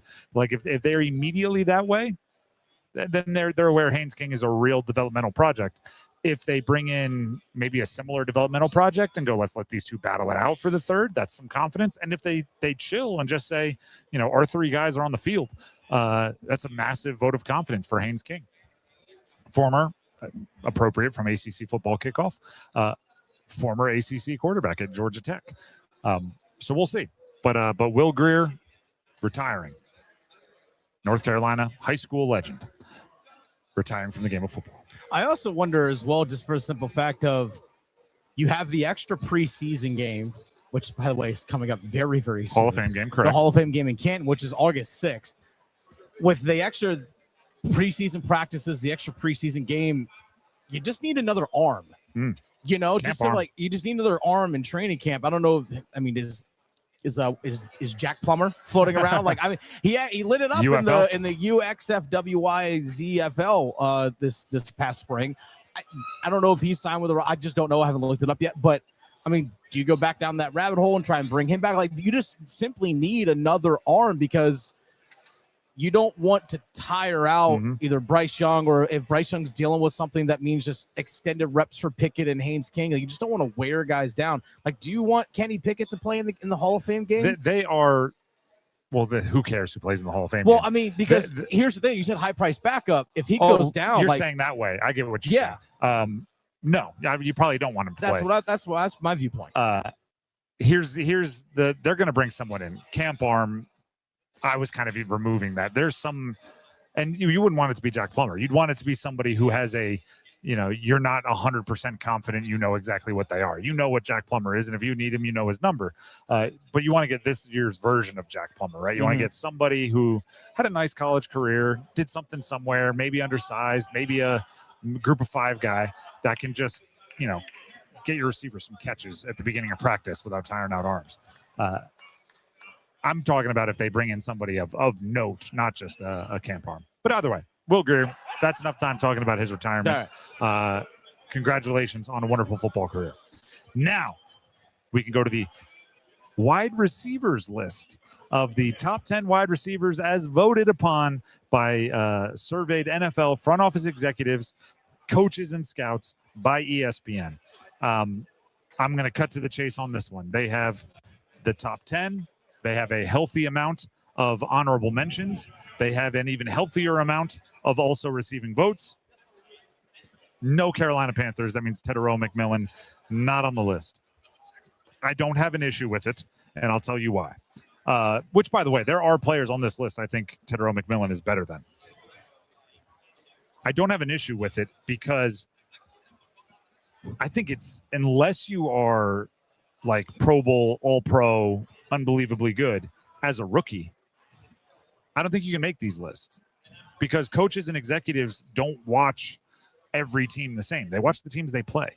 Tedero McMillan has played not even half the league, right? Like he's at a point where people have heard he's good, but they don't know it. They haven't seen it with their own eyes, and they've seen a lot of these guys being good. They've Devontae Adams is the number 10. Everybody has been seeing him for a very, very long time. A.J. Brown is number 9. A lot of people have been seeing him be very good for a very, very long time. Nico Collins, he's not as old as those guys, but he's been around for a good amount of time now. George Pickens, he played for Dallas. Everybody watches Dallas. I was surprised he was that high. CeeDee Lamb, probably a reason why people think George Pickens is so good, because they were tuning in for that offense. So they're number 6 and 7. Same offense. And then the top 5 are the top 5, right? Tedero McMillan's not knocking on that door. There's Amon-Ra St. Brown, Puka Nacua, Jackson Smith and Jigba, Justin Jefferson, Jamar Chase. We're not making arguments. Cream of the crop right there. If you get into the honorable mentions, Tyreek Hill as a free agent, injured, 30-something. That one's a little strange to me. Still fast. Maybe injured. Can he crutch faster than most people? Is that what's going on here? Jamison Williams, I was surprised to see there. Kind of gets by on efficiency, but also you could argue he's the 4th best offensive option on his own team. That's a tough spot to find. Then you get into the also receiving votes categories. Tedero McMillan has an argument at least over, I'll just pick some, Alec Pierce, probably DK Metcalf at this point in his career, Ladd McConkey. There's some guys there that I look at and go, if they received a vote, somebody should have slid Tedero McMillan a vote. But again, I just think rookies are not given that kind of love. If he is not, I'd say minimum honorable mention next year when they do this, I'll be disappointed in Tedero McMillan's sophomore follow-up season. So more so than being mad he's not on the list, I think this year is table setting for him to see where it goes from here, right? I could see him having a Mike Evans career. Mike Evans is number 12 if you include honorable mention in order. I'm sure he's been on top 10 for 10 straight years, right? And now he's just on the outside looking in. I also don't know if he was ever top 5. That could be a Tedero McMillan career as well, where he's just uber solid forever and might never reach the Jamar Chase top of the top heap. But I think the Panthers would be plenty okay if he's just a consistently averaging 8th best receiver in the NFL over the next 7-8 years. Yeah, I don't think anyone's really going to turn that down. What are thresholds for him to get to in order to at least be an honorable mention, at least be getting votes, being recognized hey, this is truly one of the best. He was Offensive Rookie of the Year. Yep. What are some thresholds for him that he needs he needs to be a better red zone threat. Okay. Needs to score more touchdowns. He went 5 last year. Yeah, of the easy variety as well. His were, he was working hard for him. I want to see him be the tallest guy on the 6-yard line, right? And just toss it up. And which leads me to my biggest confusing thing about the rookie year for Tedero McMillan is he was not great on contested catches. Maybe it's a good thing because you would guess that the 6'5" guy with super long arms with the vertical and all the body control, he'll definitely be good at contested catches. He just got to figure it out. Meanwhile, you weren't sure he was going to be great separating on, horizontal breaking routes. You weren't sure he was going to be great at kind of the more polished wide receiver things. That's actually what he did well last year. So I think we need to see him exert his physical superiority a bit more. Another example, college version. We just saw Deuce Robinson from Florida State walking by. Oh, yeah. Tall dude. Oh, yeah. Right? And I thought he was an NBA scout. Yeah, I think he's 6'5", 6'6", or at least listed at 6'5" or 6'6". He looked all of it. And we see wide receivers walk around here at ACC football kickoff, and then you see him walk by, and it's oh, gotcha. Yeah, different. That's Tedero McMillan, right? You see the best wide receivers in the league walk around. They're 6'1", 6'2", 6'1". He's over 6'4", right? Knocking on the door of 6'5". So he needs to take advantage of that. That's to me the thing that takes him from, if he has the exact same season, I think he's honorable mention next year. If he goes over 1,000 yards again, some high profile catches, one of the top guys at first down catches in the NFL, I think he's 15th in this ranking. if he's not in the top 10, it'll be because he didn't put together the red zone and the contested catch statistics that I think he needs to. It's no different than like, what if, you brought up Tyreek Hill's speed. If Tyreek Hill in his prime had 1,000 yards and no touchdowns over like 16 yards, we'd be looking at it going, you're fast for what, right? Yeah. If you're 6'4", almost 6'5", and you're not mossing people in the end zone, like you're tall for what, right? Like you're getting open like you're 6'1". Do that, but then also get open like you're 6'4" plus and can leap and play volleyball in high school like Tedero McMillan did. That's what I think he needs to do to get on there. And now, Dennis, I'll put one on you. Okay. It might be dark horse-ish. All right. Could we see also receiving votes Jalen Coker next year? He now has I would say not an elite playoff performance. So maybe like a little ears are perked up, antennas are paying attention. Not saying, not top 15, but I didn't even count today. 10, 11, 12, 13, 14, 15, 16, 17, 18, 19, 20, 21, 22, 23, 24, 25, 26 names here. Dark horse, right? Bold predictions, if you will. We'll get the bell. Real bold predictions. Real bold predictions. Could you see a vote or two slid Jalen Coker's way? This year, no. Okay. I don't think so. Because, again, if Jalen Coker's having a fantastic season, I fully anticipate Tedero McMillan's doing even more. Hey, George Pickens and CeeDee Lamb are 6 and 7. That's true. But here's the thing. At least George Pickens has a pedigree already. So there's a little bit of that goes with it. So to me, I don't know. I would say no in that regard. But I would love to see it. No one's going to turn it down if you're looking at Coker and McMillan are both getting recognized as potentially being top 10, at least by executives. Like, hey, I'm going to put Jalen Coker at 10. If Jalen Coker is getting 10, McMillan's probably getting that 9th spot, probably. At least. Knock on wood, there's an injury, and Jalen Coker is just all of a sudden just like explodes as being the number one guy. But so I don't see that at all. By the way, I misspoke on 5 touchdowns for McMillan. He had 7 touchdowns, but they only came in 5 games. Okay. Yeah. He had 2 against Dallas, 2 against Atlanta, at Atlanta. That Atlanta game buoyed a lot of people's stats. Yeah, he had 8 catches, 130 yards, and 2 touchdowns in that game. He only, by the way, Tedero McMillan only had 2 games last year where he had 100 yards receiving. Correct. He was Only much more 2. steady Eddie than he was over the top in any individual game, because there's a lot of like 40, 50, 80. There's a lot of those, and not a ton of the 100 yards. He only had 4 games of 80 plus. Possibly because he wasn't great at the contested catches. If he brought in a few of those one-handeds that I thought he could have got 2 hands on, maybe there's the 20 yards he needed to turn those 80s into 100s. Yeah.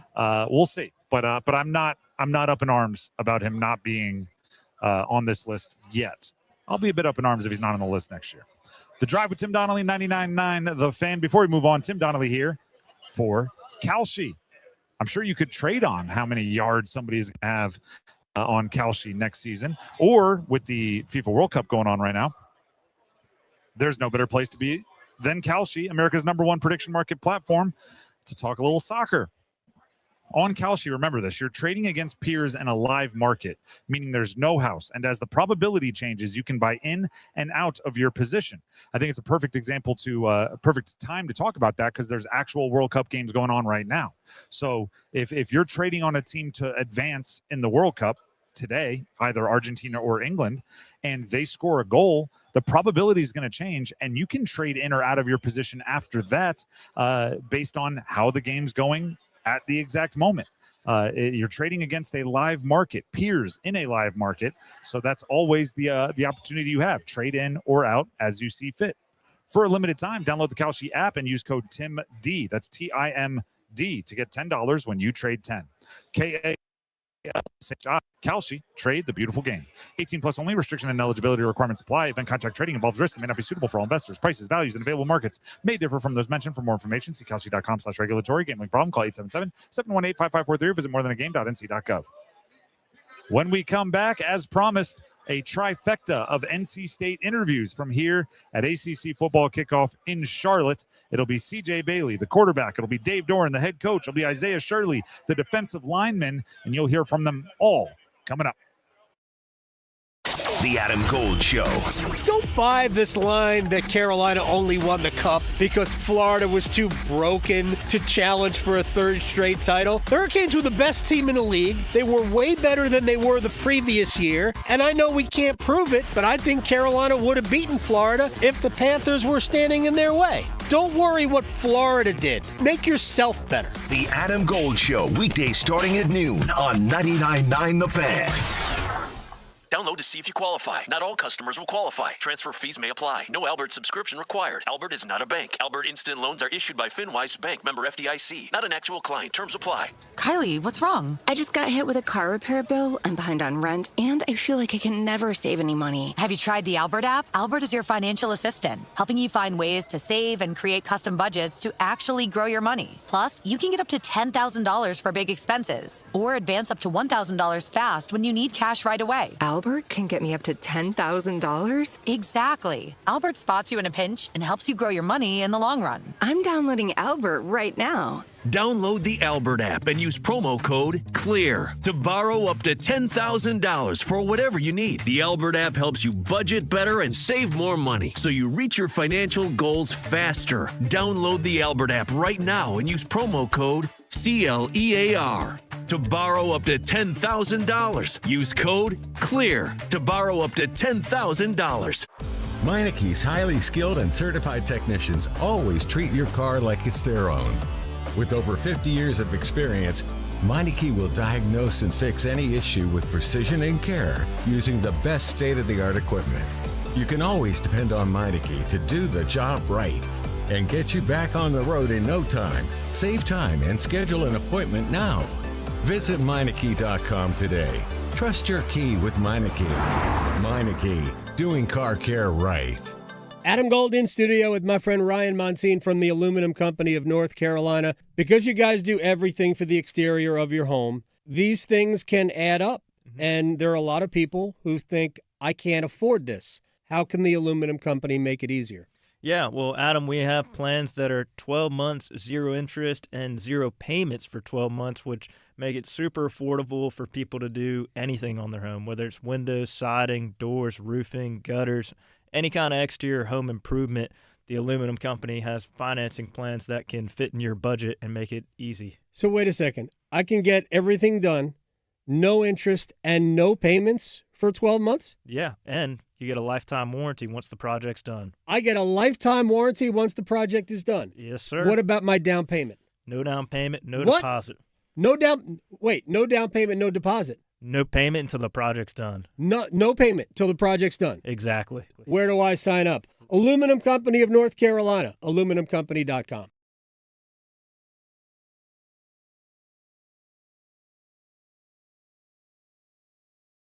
Welcome back into The Drive with Tim Donnelly here on 99.9 The Fan.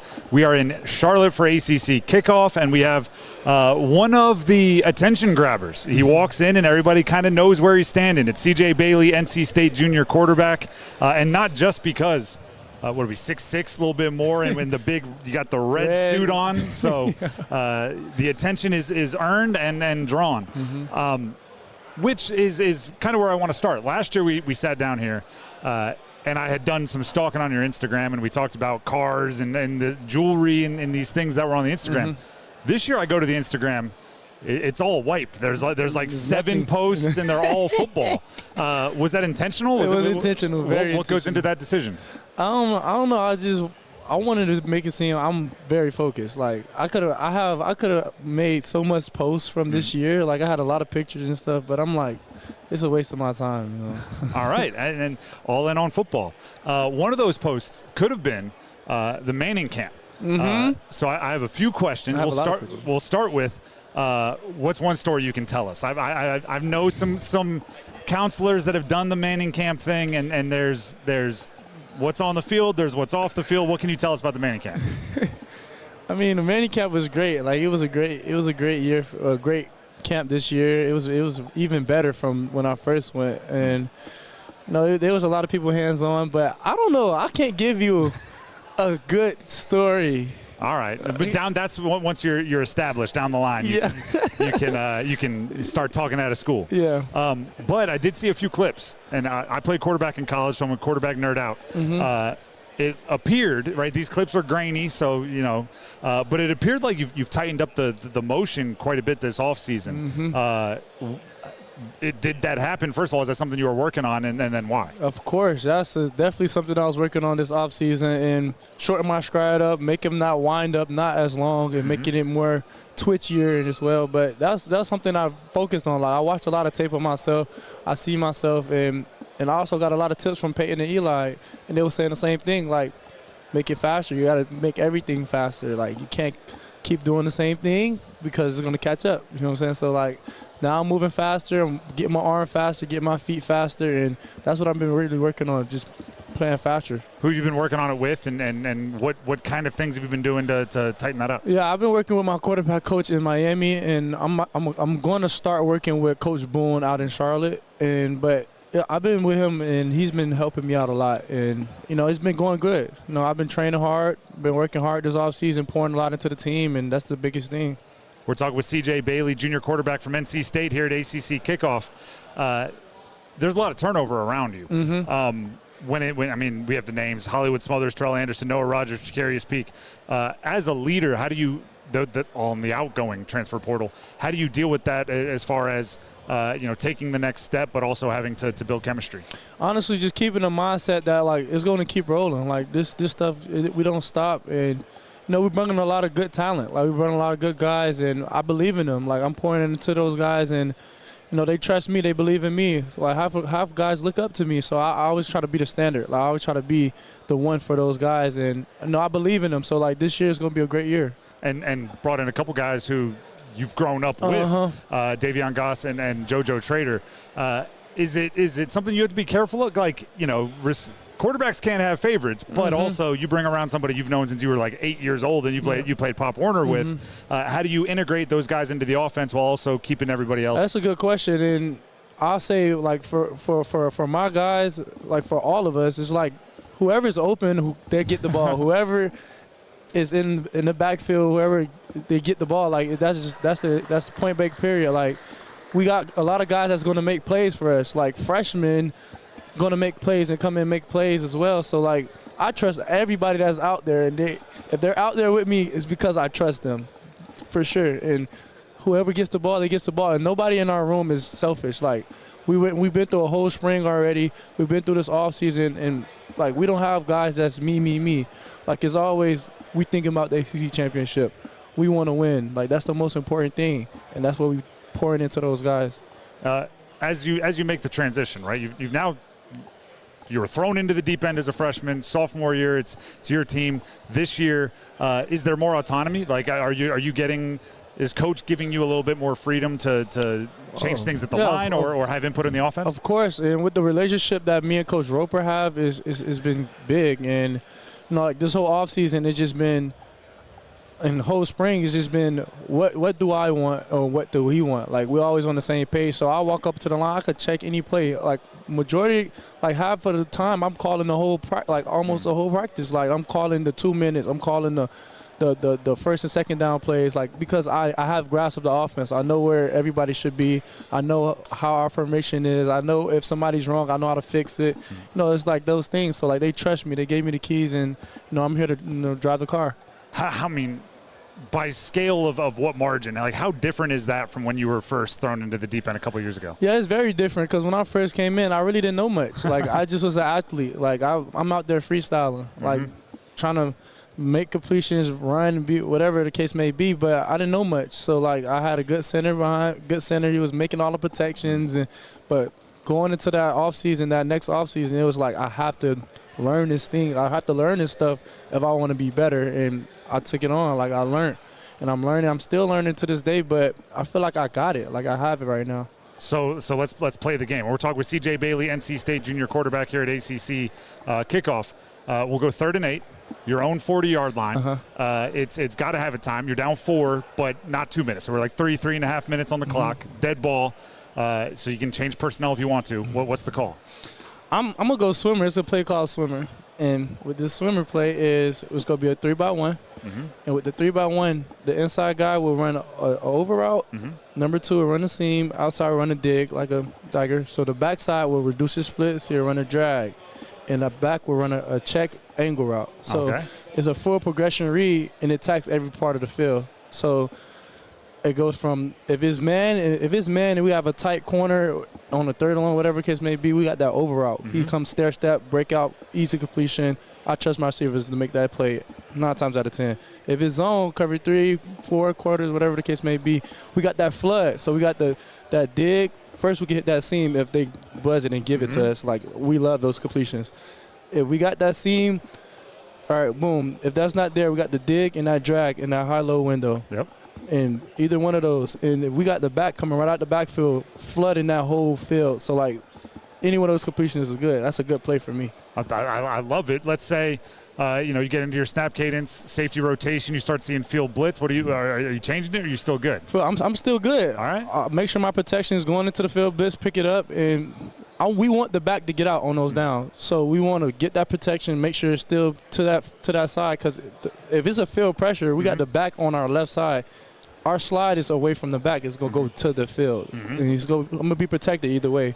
So I'll be good. I'll still run the concept. C.J. Bailey, junior quarterback, NC State, showing off the brain a little bit there, showing off the mind. So let's talk about the other side, the physicality. 6 rushing touchdowns last year. Is that the right amount? Is Coach maybe thinking, hey, we can use your legs a little bit more as a threat, a little bit less to protect yourself? How do we incorporate the athleticism? Because, you have the arm and you can be a dual threat. Like, most of it is really up to me. Like, sometimes I could really just pull it down and go. And sometimes he could call some plays for me. And, I feel like this year, if that's what's required, if that's what's needed for me to use my legs, I'm all in for it. I want to win games. So if my rushing touchdowns go up because I use my legs more, that's what it is. That's what's going to have to be. So, all right, well, I'm going to thank you for your time. We're going to transition to talking to your coach here. So give us the first question for Coach Doran, something that we wouldn't expect. He's smiling. He doesn't know what you have on him. Ask him about his plans with his kid, his son. Right. Okay, perfect. We will do that. Pat, go ahead and pass the headset there. Thank you very much, CJ. Coach sitting down. Joining us, Coach Doran, NC State head football coach, here on 99.9 The Fan. Coach, I don't know if you heard CJ there. I said, give me the first question for Coach Doran, and he said, ask him about the plans for what he wants to do with his kids. So, With what kids? Well, yeah, these kids or my kids? Your kids, I think is what he's asking about, although, you can take that in whatever direction you want. Okay. My kids are all out of the house. There you go. So the question is, what are they going to do for us now, right? Flip that relationship. Yeah. I'm proud of my kids, man. They're all doing great. Earlier today, we gave the same question to Jaden Duke Scott. I said we got Coach on coming on. He said, ask him about the biggest fish he caught this offseason. Were you crushing it out there? It's been a difficult year with the drought. I won't lie to you. Fishing has been harder than it's ever been. I did have a day on the Watauga where I caught a bunch of big trout. I don't take a measuring tape out and weigh them, but I caught a lot of trophy fish one day up there, a bunch of rainbows. I don't weigh them or measure them either, because then no one can fact check me, right? There's no pictures as big as I tell you it is. That's what it is. Dave Doran, NC State head football coach, joining us here, ACC Kickoff. Coach, let's transition to the football side of it. The guy that was just sitting in that seat, C.J. Bailey. Yeah. I don't want to say starting to, but the buzz is growing for him for next level and what he can be this year and just the hype around him. It should be. Okay, I agree with that as well. You've coached some good ones. Where does he stack up as far as quarterbacks that you've been around, you've coached? Yeah, I don't think comparing them is the right way to go about it. I think C.J.'s who he is. He's a big, tall, very accurate, very mobile, incredible kid that has just such a unique presence about him. Like, you can feel C.J. Bailey when he walks in the room. And so his leadership talent is just as special as his God-given talent as a passer.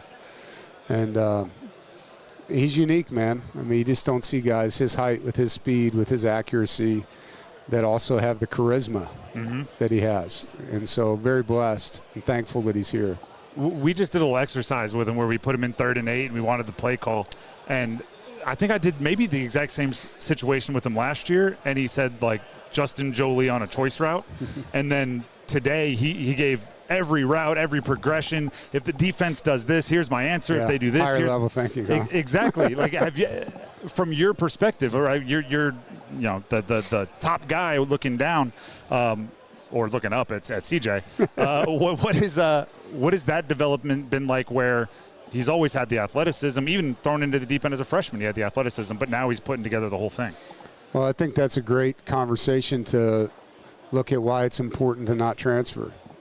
You know, when you're in a system for 3 years, you can take that system to different places because you're upper level in that system now, as opposed to learning a new system at a new school. Mm-hmm.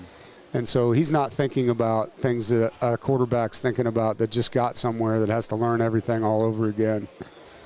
He's already had 24 games in this offense, you know, and a lot of them as a starter, where he has recall on the system. He knows what happened on this play in that game in this quarter, on this field position at this time on the clock.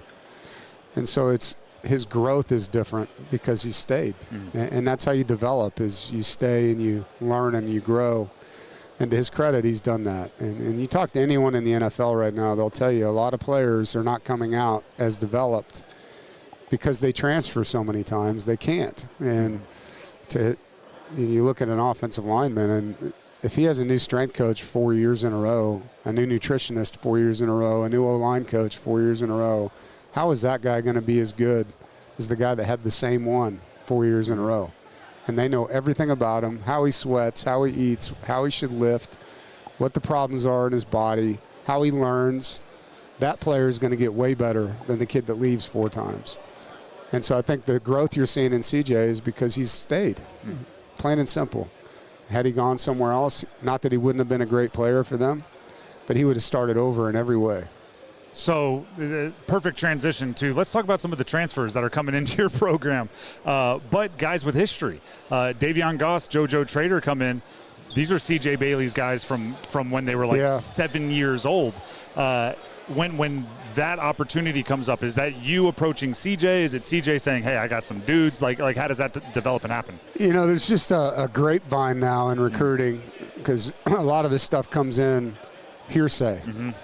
And a lot of it does come from players. You know, hey, my boy called me last night, and he's in the portal. Yep. Would you be interested? And so sometimes it's a high school coach calling us. Sometimes it's a kid we recruited for 3 years, and he chose a different school, and then he goes in. We already know that guy. In this case, CJ had a bunch of players that he grew up with that were going in the portal that wanted to play with him. And so it just happened that way, you know. And every year it's different, man. Like, very rarely do you get a kid out of the portal that you didn't have a connection to, because it's speed dating, man. When they go in, they got to make a decision in 24 hours sometimes, you know, and it's hard when nobody knows anybody in that relationship. We're talking with Dave Doran, head coach, NC State football here at ACC Kickoff. On the other side of the ball, on defense, you talk about quick decisions and turning over. Is the roster now completely DJ Elliott's already with you know, the change of system that took place last year? I'd say a lot of it is, yeah. You know, there's some players on our team that were here when he got here, and they've gotten better. And then we've added some critical pieces, and I'm excited to not be going into a year on defense where they're still learning the system. They know what we're doing. They know why we're doing it. They know the adjustments. They know why he calls what he calls. They know what his next call is going to be. And so there's a lot of growth there and peace of mind, you know, versus going into training camp with a new DC with a lot of players that he's still trying to figure out. Because when he got here in spring ball, half of our defensive kids were still injured from the season. And we were really repping walk-ons in a lot of spots that weren't going to play for us. And so he didn't get to really sample the roster until fall camp. And so you fast forward, and now he knows everybody in that room. He knows what they can and can't do and how we can help them. Let's talk quickly about your parking lot mates. The Carolina Hurricanes hoisted a Stanley Cup. Rod Brindamore, he was wearing the NC State hat. He said, everybody knows he's kind of married into the State family. Did you get a chance to enjoy the Stanley Cup run? What was it like from your vantage point? Yeah, super proud of them, and so much respect for Coach Brindamore and what they do, how their players interact with each other, how they support each other. The video shots you see in their locker room post game and how those guys are propping each other up, and he's created culture you want to emulate. He really has. And there's a lot of blue collar there that we have as well. And so I think there's a mutual respect from them to us and us to them.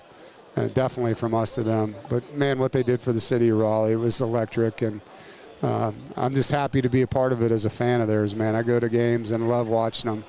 My college coach used to say he had a mental cabinet, like filing cabinet of speeches and motivational, and he would say, I'm going to number 62 today. Did this Canes team make it into any speeches to the squad yet? Definitely will. Okay.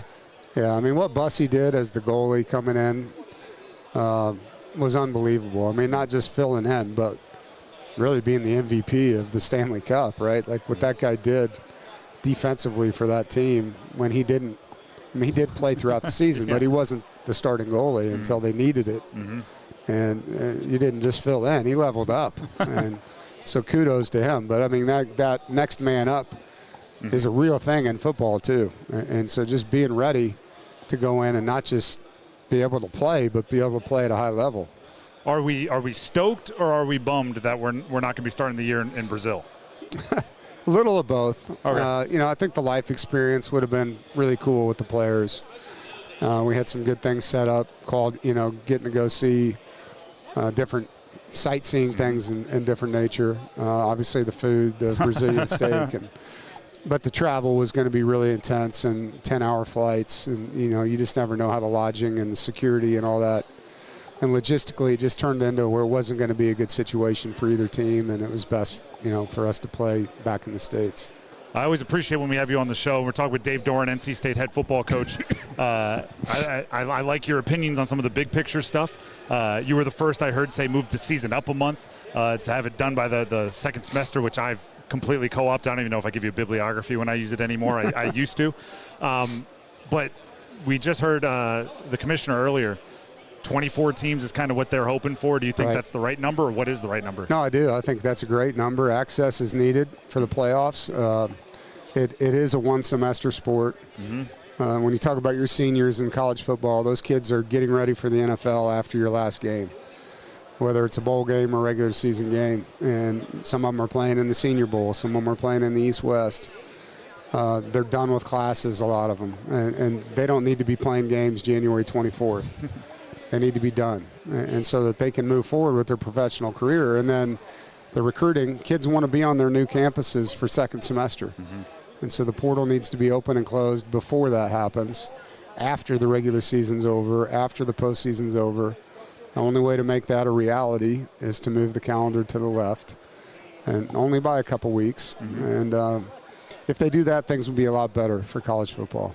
Coach, we appreciate your time as always. We're going to talk with another one of your guys, Isaiah Shirley, coming up. Yeah, here, you'll enjoy Isaiah. He's a great young man. Thanks for your time. Go Pack. You. Once again, that is Dave Doran, head football coach, NC State, joining us here at ACC Kickoff as he makes his way through. I was not blown. I'm with him with the 2014. Yep. I'm with it. I was not blowing smoke there. One of my favorite potential adjustments to college football is just moving everything on the calendar up, where you get it done earlier, and for all the reasons he just said. He was the first I heard say it, so I give him all the credit for it. He's spot on with it. He's 100% spot on with it, because another guy that we have a conversation with, you'll hear it a little bit later on the show, Beau Pribula.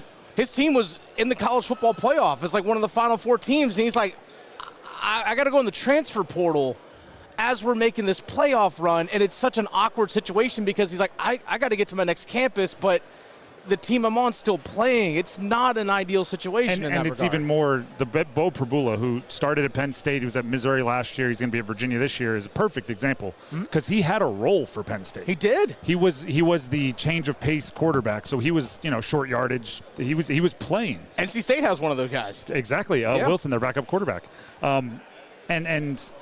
But he wanted to be the starter. He wanted to be the every down quarterback. Sure. And he knew that wasn't going to happen with Drew Aller there, so he needed to hit the portal. And he needed to do that before Penn State was done with the CFP. And he hit the portal, and then they missed out on that package of plays. So moving it up does completely fix that. Also, while we have a minute here waiting for Isaiah Shirley, again, not blowing smoke, wildly impressed with C.J. Bailey. Oh, yeah. And I'll even, for those of you watching on YouTube, you may have seen the spark in his eye.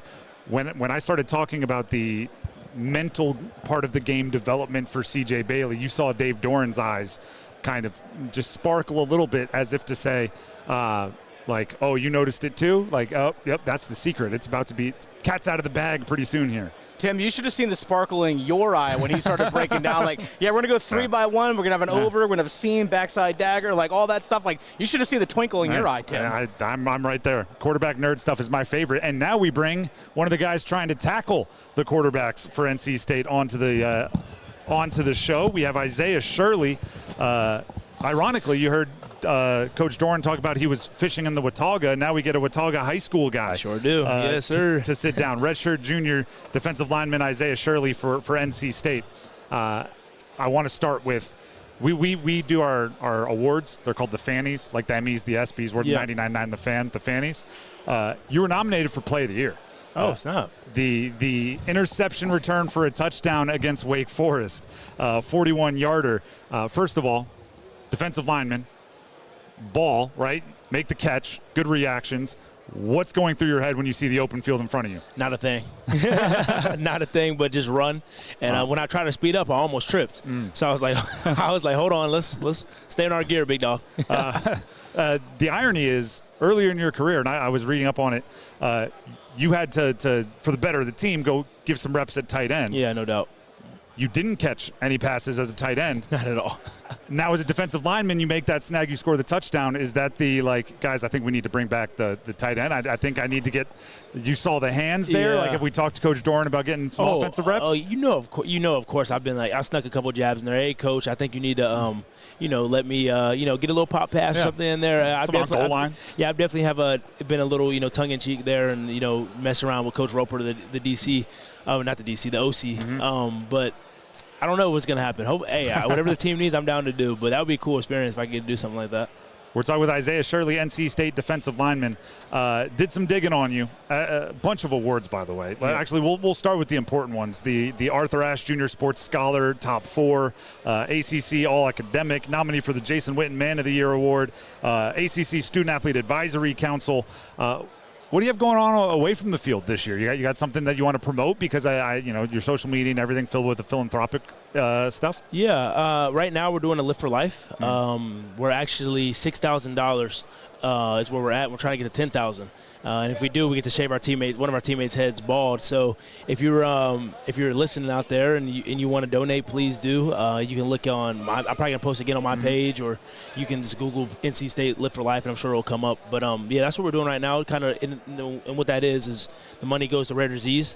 Uplifting Athletes is a huge organization, nonprofit organization that works with football teams, basketball teams, baseball teams, softball teams, you name it, to raise this money for rare disease research. So that's something that we're doing right now. Actually, Lift for Life's tomorrow. Okay. So it's going to be big time. And then, other than that, nothing I can think of right now that we're doing that we got planned going in the season. I'm sure we'll do some more, uplifting athlete experiences. And then we have Gigi's Playhouse that we always do each year at the stadium. So I'm looking forward to that. Okay, that's the important acknowledgments. The more fun one is, as a freshman, you won the Hungry Wolf Award, which was described as most improvement in nutrition. What was the diet like before that, right? Because to be the most improvement in nutrition, you probably weren't starting from all your vegetables. Like, what was it like, and then how are you eating now? Well, what they should name it is likes to eat the most. Is what they should call it, But my diet was normal. I was a normal high school kid, ate normally, didn't really think too much into it. Mom cooked for me, so I didn't really think too much. Got to college, it's like, my dad was always like, in your life, you want to create edges, right? And I'm like, nutrition is an edge. So I want to learn as much as I can about this so I can get that edge. Mobility, that's another edge. Watching film, like, you want to create edges in this sport because the margin for error is so small. So that's really why I took it so serious. Diet was probably like a normal high schooler. Didn't really think too much about it. But once I started learning, it's like, okay, I need to eat more whole foods, more of this. If I want to gain more muscle, more protein, things like this, less fatty foods, less fried foods. Still enjoy those things. And that's what I actually just told the last guy I talked to, because he asked me about the same thing. He was like, I was like, it's 80-20. 80% of the time, eat whole foods. And then on the weekend, go ahead and get your a milkshake, or, have a piece of pie, or if you're out for a birthday, eat it. Like, don't let food control you necessarily, but be aware of it and know that you're trying to build something. Isaiah Shirley, redshirt junior defensive lineman for NC State, connecting with us here at ACC Kickoff. And then it's funny. We were just talking to was Dave Doran, your head coach, and he was talking about guys that stick around and don't transfer. One of the things he mentioned was like your nutritionist gets to know you, and your strength and conditioning staff gets to know you. Yeah. So I did some counting last night. Top 20 recruit from the state of North Carolina in your recruiting class. Yeah. Of the top 20, just 3 didn't transfer. Are we serious? I didn't know that. Just 3. I have in my other notebook. I can give you the names. Yep. But teammates, new and old, teammates that have transferred into NC State, teammates that have transferred at NC State, just 3. Somebody on the inside that didn't transfer. First of all, why not? If everybody's doing it, why are you here representing NC State going into another year? Oh, I appreciate that question. That's a good question. For me, it's like I've always been taught, if you want to finish what you start, if you can. I came here to play good, be around good people, play football at a high level, and then be able to have a chance to compete and play. And those were the things that I was getting, and those are things I was told I was going to get, opportunity. And that's what I got when I got here. And my dad was always like, when things get hard, you're not about to just jump ship. Like, that's not like, what does that show your teammates? What does that show your coaches? Like, and nothing's wrong with transfer portal. Don't get me wrong. There's bad situations. Things happen where people need to transfer. But you're on your 3rd, 4th school. What does that say about you? You know what I'm saying? So for me, it's like I wanted to come here to NC State. I chose it because I loved it here. I loved the coaches, and I wanted to build something here. So I was like, okay, I'm going to stay here, get my degree, and go from there. Like, I feel like for me, it's always been about, okay, everybody's jumping ship. Just because everybody's doing it doesn't mean it's necessarily right. And I think that's where my faith has really helped me, and just being able to talk to God about it, talk to my family about it, and really just stay grounded in the things that really matter. Because when you have this earthly view and you look at things from an earthly lens and it's chaos, people are transferring, you start to get flustered. But if you have your faith in something deeper, something bigger than yourself, it becomes very clear very quickly. Does that make you like almost the keeper of the scroll of like NC State history? Because there's so many new guys around you. Do you catch yourself like I don't know, like telling the legends of Peyton Wilson or Davin Vann or some of these guys that were your old heads when you were a youngster? Yeah, I catch myself telling stories all the time. I'll be like, oh yeah, remember when? And I'm like, hold on. Nobody else was here. No one here would know. Only one person that would know is Kamen Smith, Rico Jackson, and then Aiden Arias. I think those are, and then I could be missing 1 or 2. Darius Johnson. There's a couple. Like, those are the guys left in my class. Those are only guys that would know those. And then Rylan Vann, Davin's brother. That's really it that would remember any of those old stories. So that is funny that you asked that, because there was a time the other day I was like, hey, you remember when? And I was looking around the hot tub, I'm like, wait, none of y'all were here for that. Never mind. And kind of just laughed to myself. But like I said, it's a rose and there's a thorn with it as well. But it's the transfer portal has been good to us as well, though. It has. Is it from the inside? Is it an issue? Right? Because I played before the transfer portal existed. Yeah. And still, players get hurt, move on, whatever. Like, you don't end up with your full class. But it seems like it's kind of over the top now. Like, you don't. I don't know. Some of my best friends were the guys that, whether they played or not, we played 4 years together. Exactly, and I think that's key right there, right? Relationship, and that's what's hard to build with the transfer portal. Like I said, there's good and there's bad things to it, and we've benefited from it, and it's hurt us. And in terms of a problem, I think there's definitely something that they could do to kind of regulate it. I don't know if that's one transfer, you get one undergrad transfer and then one grad transfer. I feel like that would solve a lot of our issues and force guys, it forces loyalty on both sides. This is what I've said because I'm a part of SAC. Like you said, and I've kind of discussed this. It's like, this forces loyalty on both. If a coach doesn't, you're not what he thought after the spring, he can't just go in there and get a new player. So like he has to, he's stuck with you because you only have, you transfer there, he's stuck with you, so he has to develop you. Same thing on the player side. Hey, I got in here, I made a decision. Was it a good decision for me or not? That doesn't matter anymore. I'm here. Let me make the most of it. Let me get my degree. Let me build relationships and let me, build something special. And like whether you go to the NFL or not, like it's about your life and when you're a dad and when you're a grandfather one day. You know what I'm saying? It's bigger than all that. So, all right, last question for you. We're getting to wrap it up. But as one of the keepers of the culture, you've been around, you've seen it all with so many new names. Can you give us a breakout player or two on the defense, somebody whose name we may not know that you think we will by the end of the year? Yeah, I'll just stay in my room because, that makes it easy. There you go. I'm going to say take care of your guys. Josiah Victor. Okay. Who he's a big year. He's a D tackle that's going to be playing next to me. And then Chase Bond on the edge. He's another guy that's gonna. He flashed last year. They both flashed, but I think it's time for them. They're about to have a big time year, and I'm excited for them. That's Isaiah Shirley, redshirt junior defensive tackle, defensive lineman for NC State. We really appreciate it. Thank you so much. God bless. Go Pack. Down here at ACC Kickoff, Dennis Cox here, real quick for my friends over at Loan Pronto. Folks, if you have a 2, 3, or 4% mortgage rate, don't refinance it. You don't have to, but you could still get cash out of your home. Introducing Loan Pronto's zero-cost equity loan. That's right. With Loan Pronto, you can get all the cash you need without touching your first mortgage and without any fees. One local homeowner just got $100,000. They paid off their credit cards. They were able to pay off their existing HELOC, remodel the kitchen, and they saved over $1,500 a month. But it gets better. There's no hard credit pull up front, usually no appraisal, no long drawn-out bank process. And listen, no closing costs. You may even be able to skip your next 2 house payments. Call Loan Pronto now. Leave your low-rate mortgage intact, but still get the cash that you need in as little as 2 weeks without paying closing costs. LoanPronto.com. See how much you can get right now. 919-381-1760. That's 919-381-1760. LoanPronto.com. For qualified homeowners, equal housing lender, NMLS 1661781, NMLSconsumeraccess.org. That's Tim Donnelly, Dennis Cox here at ACC Kickoff down in Charlotte. If we had a repeat of last season with Duke going 7-5 and everything played out the same, would they actually be in the ACC championship game this season? We discuss the new rules of the ACC next. All the corner kicks, all the heart-stopping action, and all the soccer. Listen to 99.9 The Fan and Buzz Sports through July 19th as we bring you full coverage of soccer's biggest events. We'll have match updates, results, and news right through the championship and the awarding of the Golden Trophy.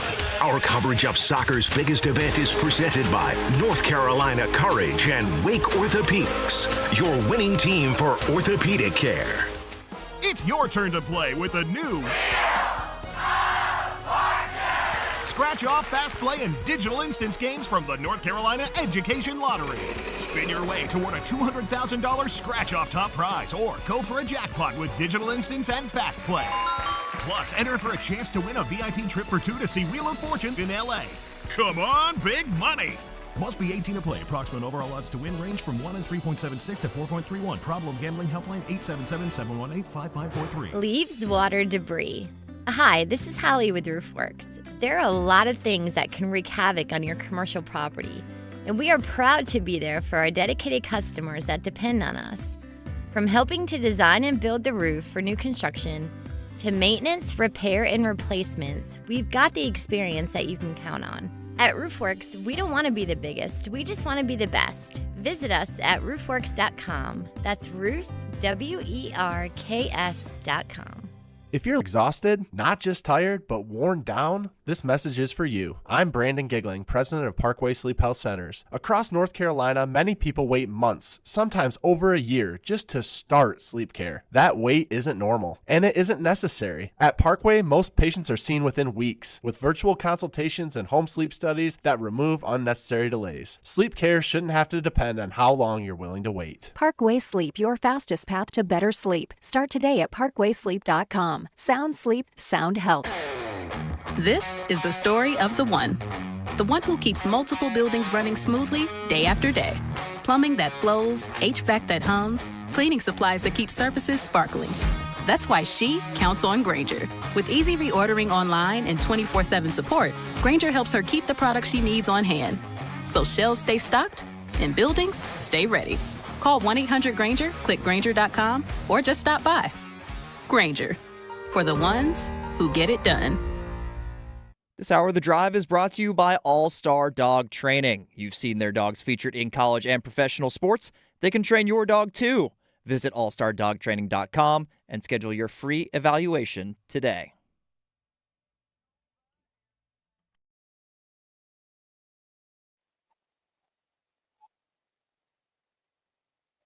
The Drive with Tim Donnelly, 99.9 The Fan. We are live here at ACC Kickoff, where the ACC football season is getting started. The mannequins with the jerseys are on. They're upstairs. The players, the coaches for the first group of teams were out walking around today. We spoke with many of them. You've heard from some of them already today. There'll be more coming up later in the show. There is kind of a saying, if you want to get something fixed, get it to go wrong. And I think the ACC and actually pretty much everyone in college sports listens to that, right? If you want to change a rule, what you need to have happen is the worst case scenario with the bad rule needs to happen, and then finally it'll get changed. Every year it's like, what if there's like this 9-team tie for the ACC championship game? Yeah. And then it didn't happen. It didn't happen last year. There were a bunch of teams tied for the ACC championship game. People didn't like who they chose. So this year we get new rules.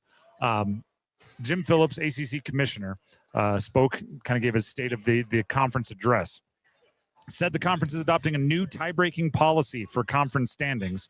Head-to-head metric will always be the premier, but if that isn't available, if ties play out in a way where head-to-head is not a tiebreaker, they will go to the overall body of work, not just in conference play, overall body of work.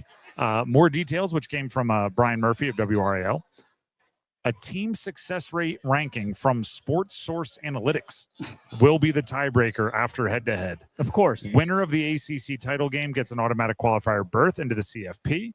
So Phillips said you have to do everything you can to position your championship team with those two best teams. I don't know why they can't just use the CFP then. Yeah. Why wouldn't you use the college football playoff rankings to find your two best teams? I guess you're worried if there aren't two teams ranked in the CFP. So then you would go to the one that's ranked. Then it's settled. Well, I mean, if you don't have two. Oh, if you don't have two, and there's a tie for the other play, the I see other what team. you're saying. Yeah. Okay. Sports Source Analytics gets to draw up an equation, I guess, and say this team gets to go. I don't know if there's a better option here other than the ACC got too big and you have to go back to divisions. And then you can have a true winner of each division, regardless of what happens in the other divisions. And you can use head-to-head tiebreakers and everything there. But sans that, I guess we're going to get to know Sports Source Analytics, according to some reporting today, including comments from Jim Phillips. We shall see. The Drive with Tim Donnelly, 99.9 The Fan, will continue from here in Charlotte, coming up right here in a few minutes. But first, Tim Donnelly here from Maynard Service Company. You get into a room like this, if you're a homeowner, we're in a giant lobby in a hotel here in Charlotte. You look around and you go, I wonder what it costs to cool this place. That's the homeowner in you starting to think, well, guess what? Maybe your cooling system could run a bit more efficiently. Get Maynard Service Company out there for a maintenance check, a service check on your cooling system, your heating system, your plumbing, your electrical work, especially if any of those things break down. You want to call up Maynard Service Company. They are just interested in keeping your home running correctly. Heating systems, cooling systems, plumbing, or electrical work. Maynard Service Company, service you can trust. Call them now, 919-361-0993. That's 919-361-0993. Or visit them online at MaynardServices.com. That's MAYNOR Services.com. We'll be back with the starting five from here in Charlotte. ACC Kickoff next. Adam. I'm Adam Gold, and I'm there. Tim. I'm Tim Donnelly, and I'm there. Dennis. I'm Dennis Cox, and I'm there. Victoria. I'm Victoria Bodenecker, and I'm there. Paul. I'm Paul Eihander, and I'm there too. You'll find them all here on the brand new 99.9 The Fan app. To work, to school, the beach, the mountains, the arena, take The Fan with you wherever you go. Available for Apple iPhone and Android phones. Download the 99.9 The Fan app today. Hi friends, this is Mark Pons from Chapel Hill Tire. I get it. You don't wake up excited to schedule car maintenance. Between work, school, family activities, and everything else life throws your way, it can be tough to find the time. That's why I'm excited to share that our University Place and Crabtree locations are open Saturdays from 8 to 5. Now you'll have one more option for taking care of your vehicle. Schedule your Saturday appointment today at chapelhilltire.com and drive happy. You hear that? That's the sound of Pepsi Zero Sugar, the better tasting, more refreshing Zero Sugar Cola. Listen to that endless pour. Pure refreshment. If it sounds this good, just imagine how it tastes. Oh yeah, so good. Pepsi Zero Sugar. Let your taste decide. Having insurance isn't the same as having State Farm. It's like needing a lawyer, but getting some guy who just watches courtroom dramas. How does the defendant plead? Guilty. Wait, what? Also, objection. You object to what? Erroneous. Counsel, approach the bench. Hey, can I get a whack at the gavel? You wouldn't settle for just any lawyer, so don't settle for just any insurance. Get the real deal with State Farm. Like a good neighbor, State Farm is there. It's bow time. Ordering Bojangles Bow Bites is the easiest choice you'll make today. The bite-sized hand-breaded chicken is fried to crispy perfection, making it perfect for sharing, snacking, or when you're on the go. Just don't call it a nugget. The only hard part is choosing from our 6 dipping sauces. We've got a sauce for every kind of craving, from our creamy house-made ranch to our sweet and spicy peach honey pepper sauce. It all depends on what kind of mood you're in. Head to your nearest Bojangles today and discover the dippable, shareable, and craveable Bow Bites. It's bow time. There's no time like bow time. Time to head on over to Bojangles to try Bojangles' new Bow Bites. Bite-sized, hand-breaded chicken fried to crispy perfection. On the go, they're perfect for snacking or sharing. Dipped in your favorite sauce like creamy house-made ranch or peach honey pepper, they're the perfect way to satisfy your craving for flavor and value. Try Bojangles' new Bow Bites. It's an easy choice to make when it's bow time. I'm attorney Brian Ritchie. Workers' comp can be tricky, but my law firm will be on top of all the complicated paperwork and sneaky deadlines so that all of your I's are dotted and T's are crossed. If you've been hurt on the job, I'm on top of it. Contact us at ritchielaw.com. Broadcasting live from the Eagle Leasing Storage Studio. WCMC HD1 Holly Springs. 99.9 The Fan. The Canes light the lamp here. I'm WRAL meteorologist Kat Campbell. The heat wave has begun. Temperatures tonight dip near 70. We're up to 100 degrees Thursday under partly cloudy skies. Back up to 100 on Friday, but that comes with higher humidity and a small chance of a pop-up storm by the evening. 5 o'clock check of your money. Dow Jones finishes the day up 150 points to 52,658.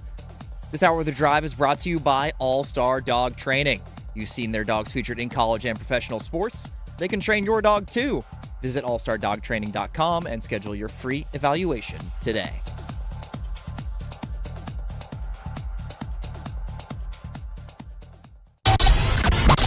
It's 5 o'clock. Time to serve up the biggest sports stories of the day. Here comes your starting 5. The Drive with Tim Donnelly, 99.9 The Fan, live from Charlotte for ACC 2026 ACC Kickoff. The starting 5 is sponsored by Baker Home Exteriors. We do good work at a profit if we can, at a loss if we must, but always good work. That's the Baker name, Baker Home Exteriors, bakerhomeexteriors.com. Let's go ahead and jump right into it. Let's jump into the starting 5, starting with number 5. Count them.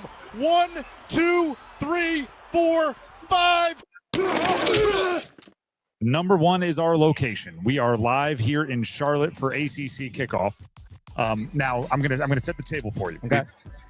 There's a few things that I notice every year about ACC Kickoff, regardless of the players and coaches, what they say, or even who's in attendance.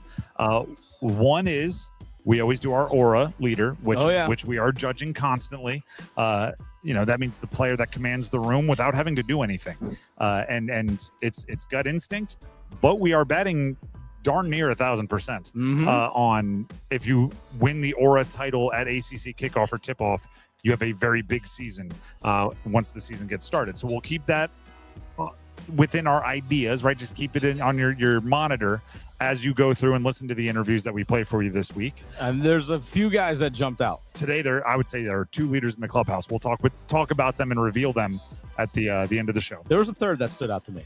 All right, we'll see. We'll see. Maybe we don't align. Maybe I have 2 different than your 3. The other thing is, I remember what the ACC is trying to show us. A couple years ago, they were the conference of quarterbacks. It was when Stanford and Cal incorporated, and that's right. And they were suddenly, all the stats they put up on the walls and all the signage included like Aaron Rodgers, Jared Goff, John Elway, and they were talking about all these number 1 picks and first round picks and Pro Bowls and MVPs and Super Bowls, and then it became like, all right, we're the conference of quarterbacks. And I remember going like, that's a clever way to introduce the new guy. Last year was all about the coaches. It was obviously the Bill Belichick of it all, but they were talking about tenure, longevity. They were talking about accomplishments for the coaches. This year they've gone full generic. They've locked in on built in the ACC as a phrase, and that is what's up on the signage. That's what's up on the backgrounds for pictures and things. I wonder if they just went like, listen, we tried to say we were the conference of quarterbacks. Our quarterbacks played similar to most other conferences. We said we were the conference of coaches. Maybe our coaches didn't make all the best decisions at all points in time. Let's just go with something that can be tried and true every year. Built in the ACC. What does it mean? Almost nothing. Can it be wrong? No. So they're just rolling with it. They're branding it built in the ACC, which I thought was funny. What's built in the ACC? It. All right, that's fair. And the logos that they have like blueprint drawings, like schematics, drawing out the words built in the ACC. Yeah, I'm not gonna lie. Like the font lettering and text and all this stuff, it actually does look pretty cool. I'm If not they gonna lie. were a It's not bad. construction group, yeah, I think it would make a lot of sense. Well, it makes sense. Like, this is a hardworking group. The mannequins that have the uniforms up there at the top of the escalator, right behind the ACC network TV set. The NC State guy, like you mentioned, like I went and looked, like the NC State mannequin, the cleats have grass stains on them. They've Like, got we used are cleats. built from the trenches. They've got used cleats on the mannequin. I've never seen that, but That's- hey, blue collar, Dave Doran, blue collar. That is number 5 here in the starting 5. Let's get to number 4. 1, 2, 3, 4, all together. Quickly to the line. Here's the snap. Mensah to throw. Oh, he's got his man on the right. Guess who? It's Barkate for the touchdown. And for Cooper, that's touchdown number 7. And quickly the Blue Devils strike, and they've got the lead for the first time. That is a group of players, a pair that do not play for Duke anymore. They still play in the ACC, so maybe built in the ACC. Hey, see, there it is, built in the ACC. That way they can claim guys that transfer within conference. It's just built in the ACC. That is Darian Mensah and Cooper Barkate, now both members of the Miami Hurricanes. We talked earlier today with Darian Mensah, who had a very high-profile split from Duke, very high-profile connection with Miami after this season. And I asked him the first question, what happened with Duke? Why aren't you still here with the Blue Devils? And we thought we'd play you that audio right now. I don't think it was anything that happened with Duke specifically. I think, just the opportunity that presented itself with Miami, as far as, I wanted to compete for a national championship. I think we have an extremely good roster. And I think, seeing what the past 2 quarterbacks did at the position, I think is something that made the move more attractive. So when you say you wanted to compete for a national championship, you won an ACC championship, and this year ACC champion automatically gets that CFP bid. How did the weighing of those opportunities lead you to Miami when it appears as if the opportunity could have been there? I think, seeing, what Coach Dawson has done with the last 2 quarterbacks was the deciding factor. Really, I think that I want to be a top 5 pick, and, seeing, Cam do that 2 years ago is something that made the move more apparent to me. Once again, that was earlier today, joined by Darian Mensah, former Duke ACC championship quarterback, now expected to be the starter for the Miami Hurricanes. I want to separate kind of how I react to Darian Mensah. One is how I feel about the act of how he left Duke and that he left Duke.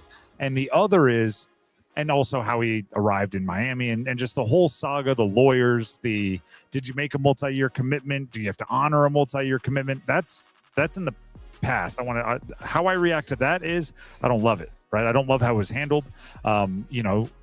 If it were somebody that I were friends with or someone in my family, I would have advised them to do it very, very differently. The other thing is how he handled it today. I thought he handled it very well today. Yeah. He did not duck smoke, as they say. He faced the music. He answered questions from me, like the ones you just heard, and also at the podium and with other media personalities that he sat down with. And I'm not saying you got to like the answers, but he gave his answers. You know what I mean? It was not built in the ACC, right? It wasn't super vague. It wasn't like, well, what does that mean? Nobody knows, so they can't disagree with it. Like, he gave answers, and he said it with 10 toes down, and is willing to live with the consequences of his decisions. I think you phrased it perfectly earlier today. He was matter of fact with his answers, and like he was direct. And I talked to a couple of the media members the later on this afternoon. I said, yeah, we talked to Mensah one-on-one earlier this morning, before any of this other stuff, and I said, this is what he said. And they're like, yeah, that's what he set up in the podium and all those things. So like, I don't know, like, maybe we were like, okay, this went well, we're gonna run with this. I don't know, but he was prepared for it clearly. But I appreciate the fact that he didn't sidestep it. You know, he didn't sidestep it. I wanted to win a national championship. I feel like Miami gives me that. I want to be a top 5 quarterback. I feel Miami gives the best chance to be that. You can dislike his decisions. It's his life. He gets to make his decisions. Yeah, and he appears comfortable with them. So he's gonna live with the results. Because I also asked him, like, I feel bad for quarterbacks when outside of their control they're given 3 different play callers in 3 years. Like, coaches get fired, and then they switch their OC or whatever. I go like, oh man, that stinks. He's got to learn a new offense every year. He's doing that by choice. Yeah. And he said, actually, I think it makes me a better player because I'm experiencing all of this, and there's different systems, and now I'm more knowledgeable. Again, I don't necessarily have to agree with that to go, that's the way he thinks. That informs his decision.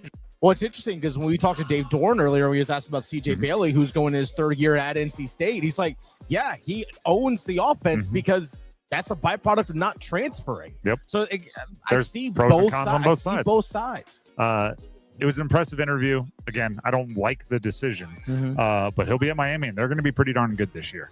And he brought Cooper Barkate with him, which is another blow to Duke that doesn't get talked about enough. Duke's number 1 receiver is going to be the number 2 at Miami with Malachi Toney and whomever else they have down there, all the 5-star guys that they bought. Miami's got some cash. They got some dudes. That is number 4. Let's get to number 3.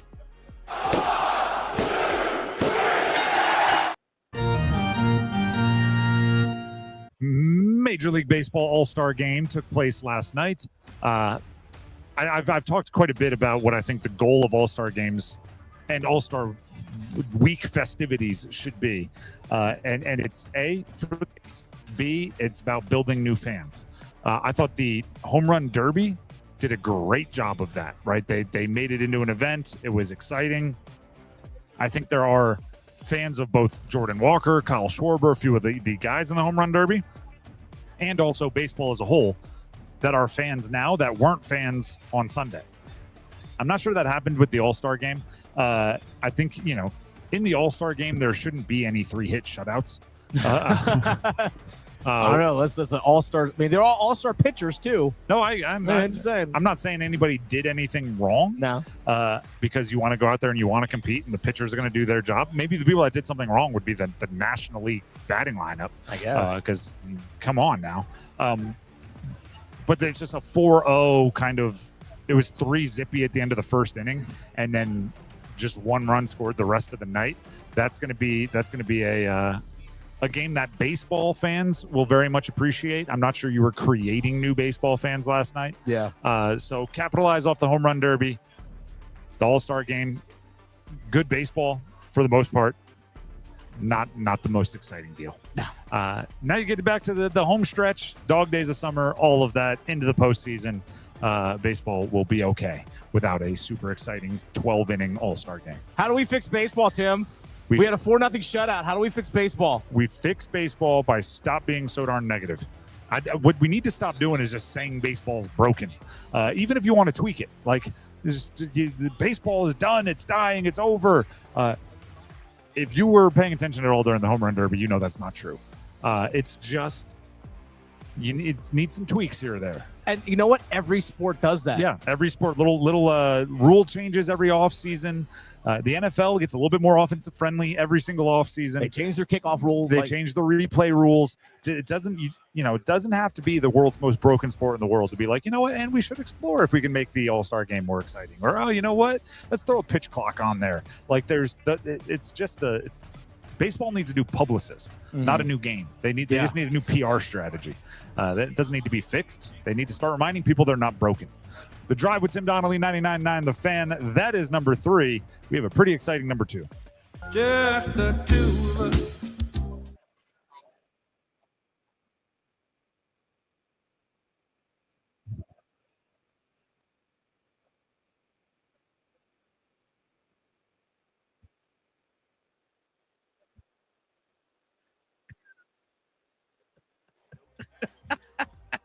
I think I don't speak. I only speak English. I'm a one language person, but I think I can translate that. I think they were saying Messi.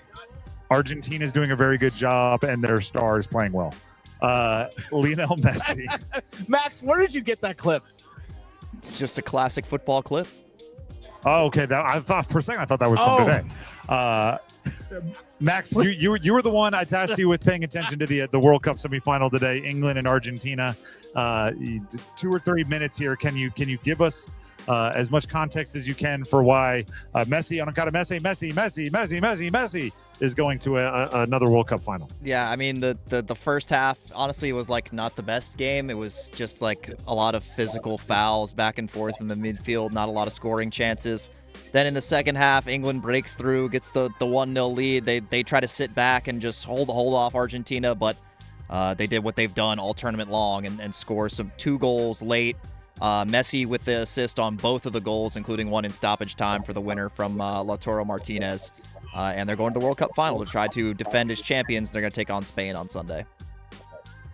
Spain and Argentina in a World Cup final. It's a matchup of, I don't know if you've ever seen the picture, but like there was a photo shoot when Messi was with, I think it was when he was with Barcelona, like early in his career, and he's like bathing like a baby Lamine Yamal, who now is like one of the stars for Spain and is like the best player on Barcelona now. It's kind of crazy. That picture is real? That is real.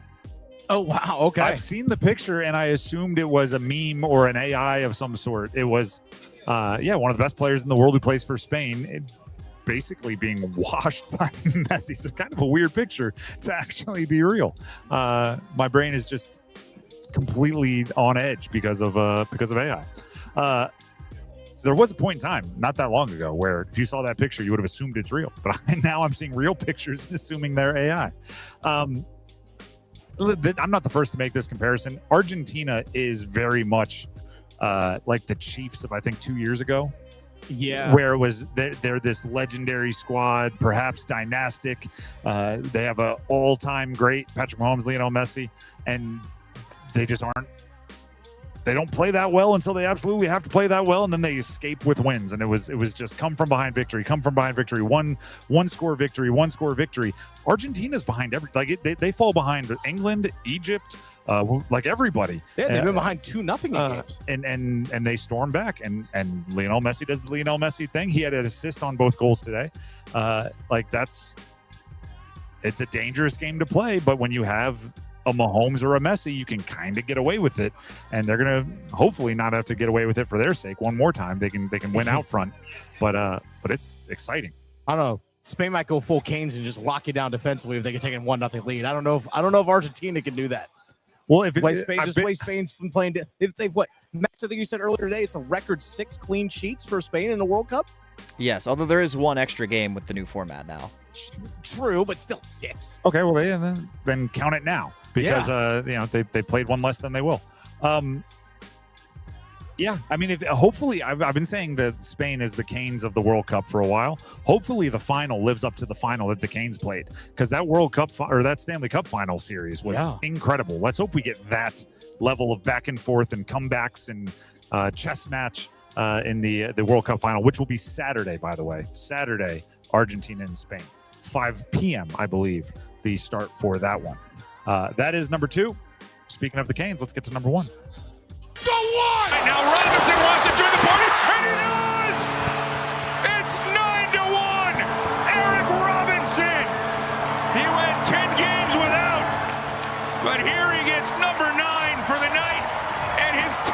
season. That was a very, very fun regular season game last year for the Carolina Hurricanes against the Florida Panthers. 9 goals. Eric Robinson with the 9th, but there was an Ehlers hat trick in there. It was either an Ehlers or a Svetch hat trick. There was a hat trick in there of some kind. Everybody was scoring goals, and that will be the matchup for the Canes opener. Canes will host the Florida Panthers. Yes, it will be banner night. They will put the Stanley Cup banner up in the rafters of the Lenovo Center. The game will take place Tuesday, September 29th at 5 p.m. on opening night of the NHL season. So they will be the first game to puck drop, and they'll be following the raising of the banner. Dennis, 5 p.m. Yeah, I hate it. That's where, we're all in media, right? Yeah. You always say, you got to put your best shows on at 5 p.m. on a Tuesday. That's what we say, right? Of course, absolutely. That's when everyone's driving home. Afternoon drive. That's when everyone's listening to this show. That's true. Honestly, the ratings for that for us, we should be through the roof there when driving home. First of all, I love the matchup. I think there truly is a rivalry that is built between Florida and Carolina. I think that is a true rivalry that's been built, especially now that both teams have won cups. Here, obviously, they've won the last 3 between the two teams. The fact that they've met multiple times in the conference final, Florida's sitting there like, you're lucky that we were hurt all last season. Like, so whether it's true or not, that's what they say. Whether it's true or not, like, there's a built-in storyline to it. I love that matchup. I love the matchup. I just hate the fact from an NHL perspective, and they did this to Florida last year when they won their second cup, where they put the banner raising at 5 o'clock. Like, you have to be able to. This is where I think the NHL gets in their own way. I'm not saying this from a Canes fan perspective, though obviously there's an impact on Canes fans in this regard. But I look at it from the NHL as a whole. The NHL as a whole, in my opinion, needs to showcase their champion and their championship in the best way possible. And to me, 5 p.m. is not the best way possible on a weekday. That's my opinion. To me, it just shows you like our champion and our championship isn't worthy of a primetime slot.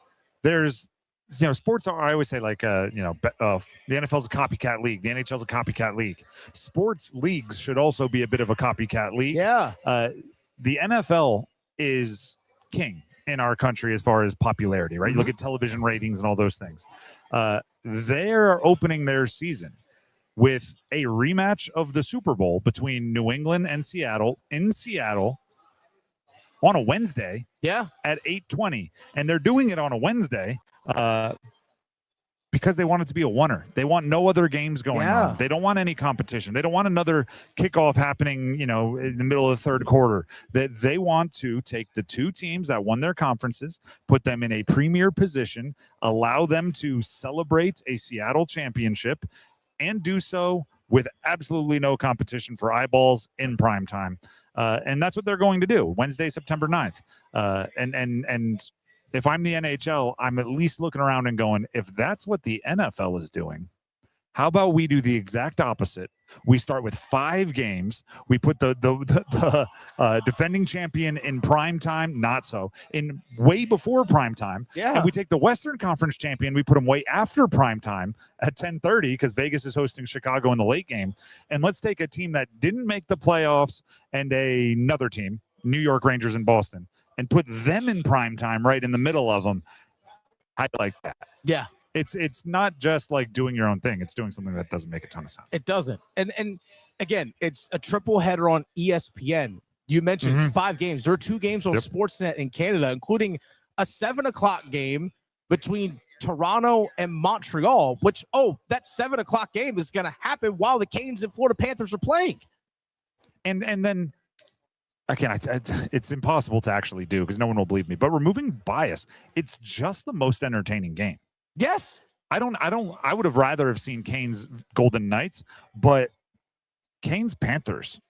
I mean, if it's not banner night, if it's not opening night, if it is a Tuesday halfway through December, that's the most entertaining game of the night. Yeah. Their histories, the personalities. Brady Tkachuk is now on the Panthers, so it's also the debut of one of the bigger players to change teams this offseason.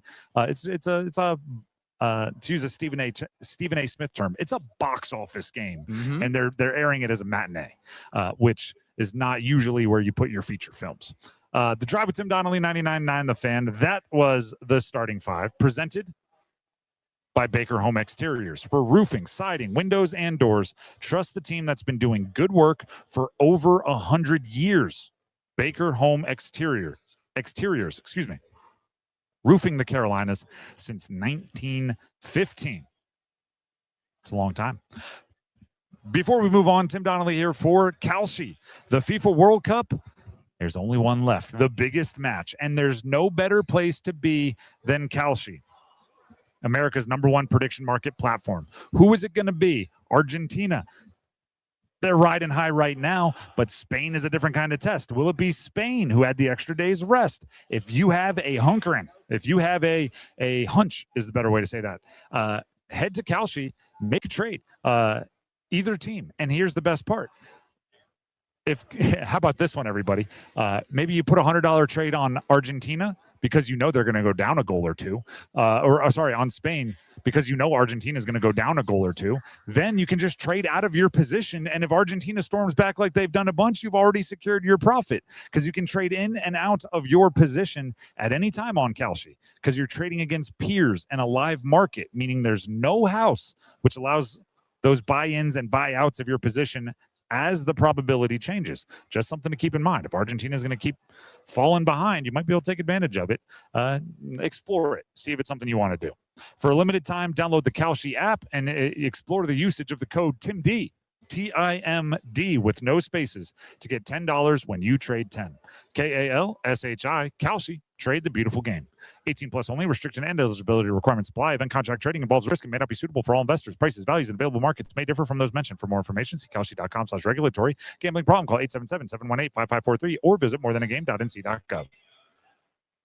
The Drive with Tim Donnelly, 99.9 The Fan. We are here at ACC Kickoff, after all. I feel like we've gone a little too long without hearing from a player. So when we come back, the well-traveled brand new quarterback of Virginia, Beau Pribula, somebody with a unique look on the transfer portal, and he lets us know what a quarterback in the ACC might do with some of that NIL money they're getting. Beau Pribula, our conversation from earlier today, coming up next.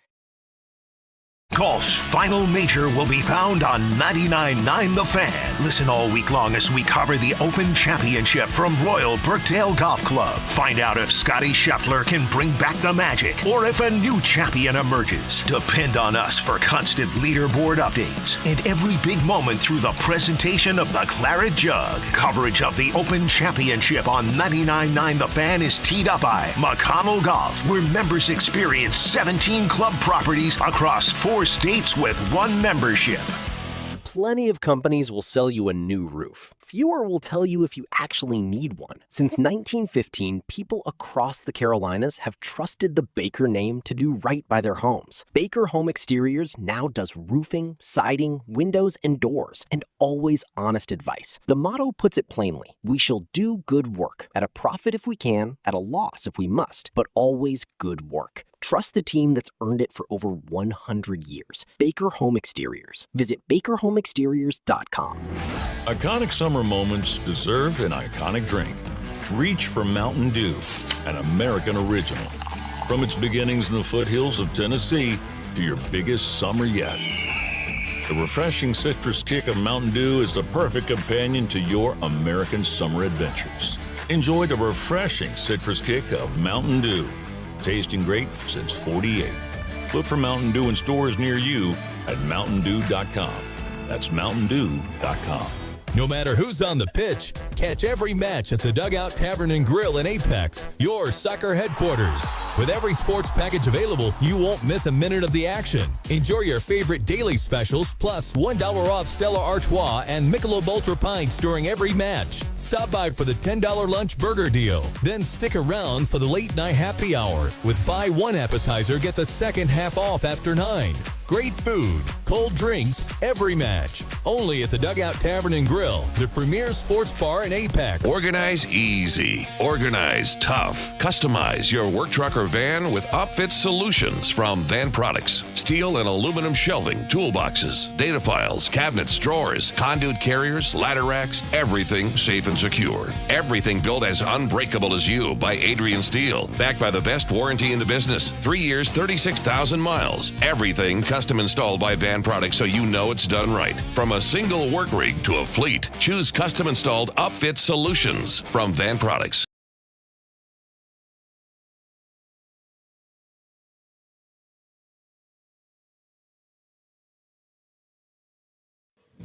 We are back here on 99.9 The Fan, where the drive is out in Charlotte for the ACC Kickoff event.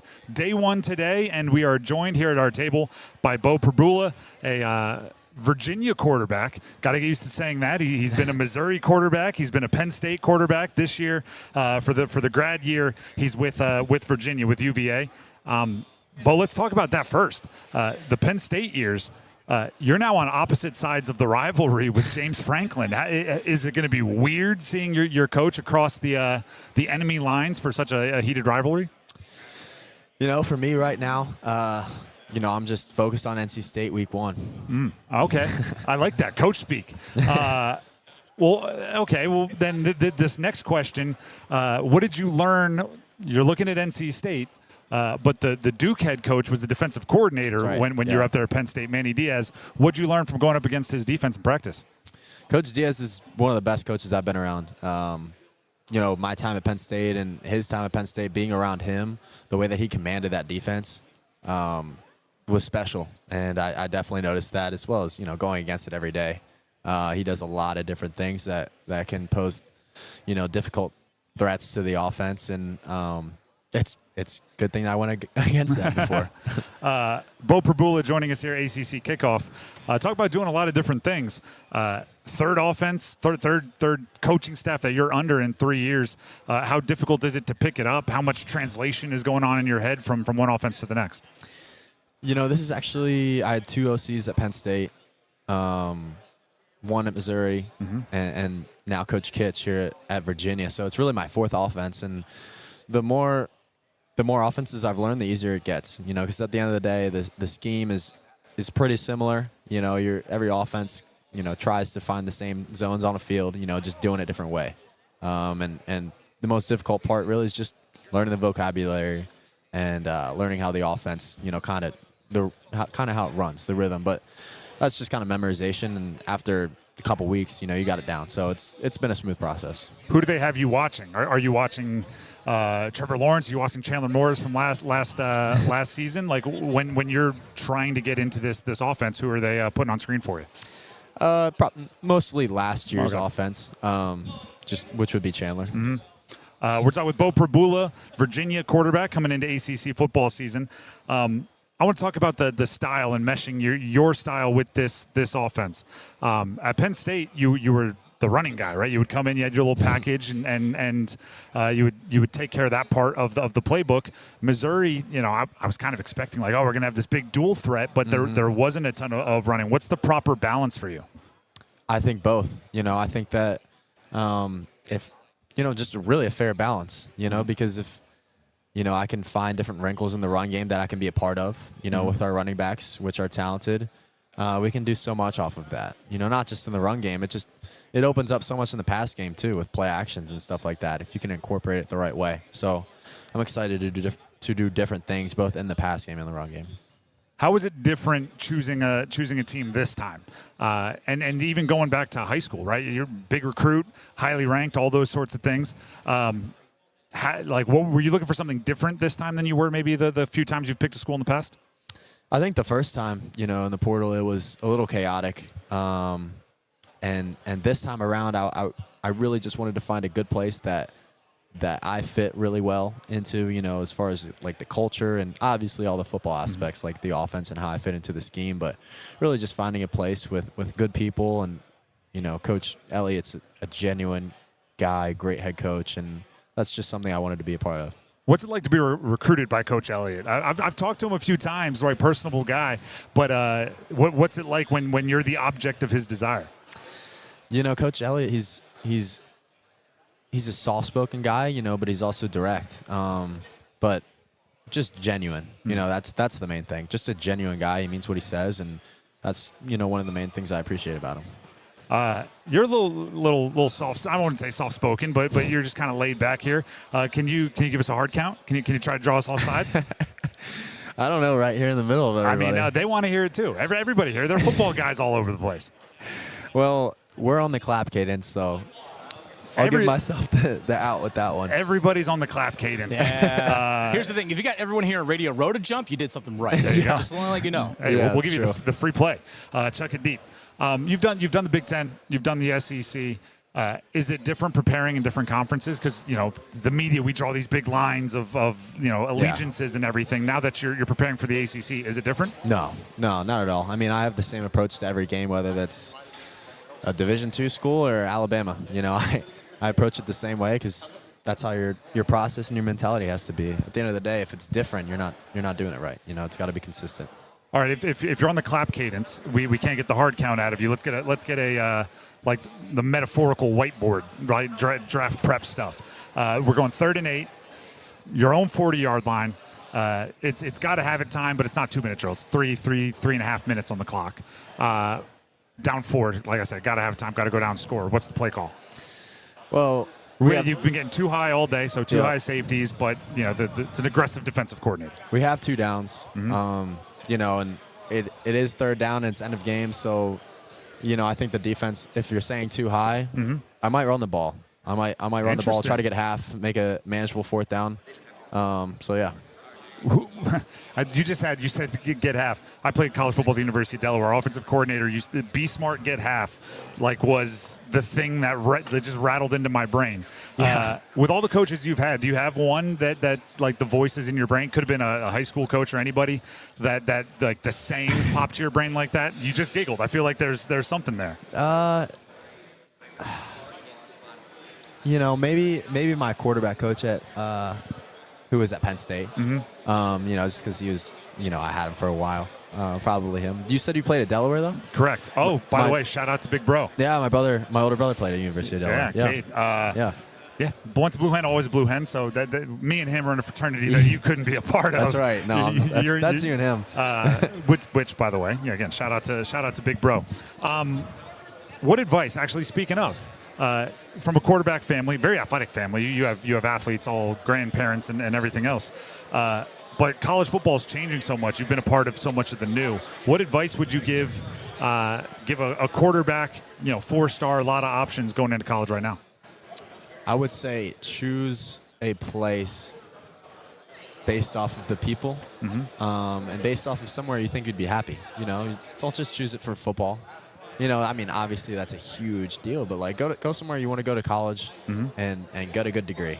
Go somewhere to college and still have getting a degree and at the forefront of your mind. I think that's important. I don't think that's a main objective for a lot of people these days. I go somewhere where you'll be happy, you'll have fun at the university, you'll get a degree, and then football and all the NIL that'll come. But yeah. How do you handle those conversations? And we're talking with Beau Pribula, quarterback Virginia here at ACC Kickoff. How do not the priority, but the money is nice. How do you handle those conversations and those negotiations with a school like Virginia? I personally try to stay out of it. I leave that to my family and my agent to handle as far as the financial aspect of it. So you just hear a number and go, perfect, great, way to go, guys. Yeah, that's not something that I like to talk to the people that I'm playing for. So can I assume that it's just in a savings account somewhere? Is it or have you splurged? No, I don't splurge. Nice suit, by the way. Thank you. I like to save and invest, in different things. What do you mind telling us? I'm just curious on how that works. What are you invested in? A lot of it's in real estate, just because my brother, he works for a company out of my hometown in York, Pennsylvania named Inch & Co. And they do a great job with, construction and building multifamily units, and that's just something that he has a lot of knowledge about. And so I listened to Which him he gained at the University of Delaware. There we go. That's right. Put that Delaware education to work. I like that one. Last question for you, and I appreciate your time.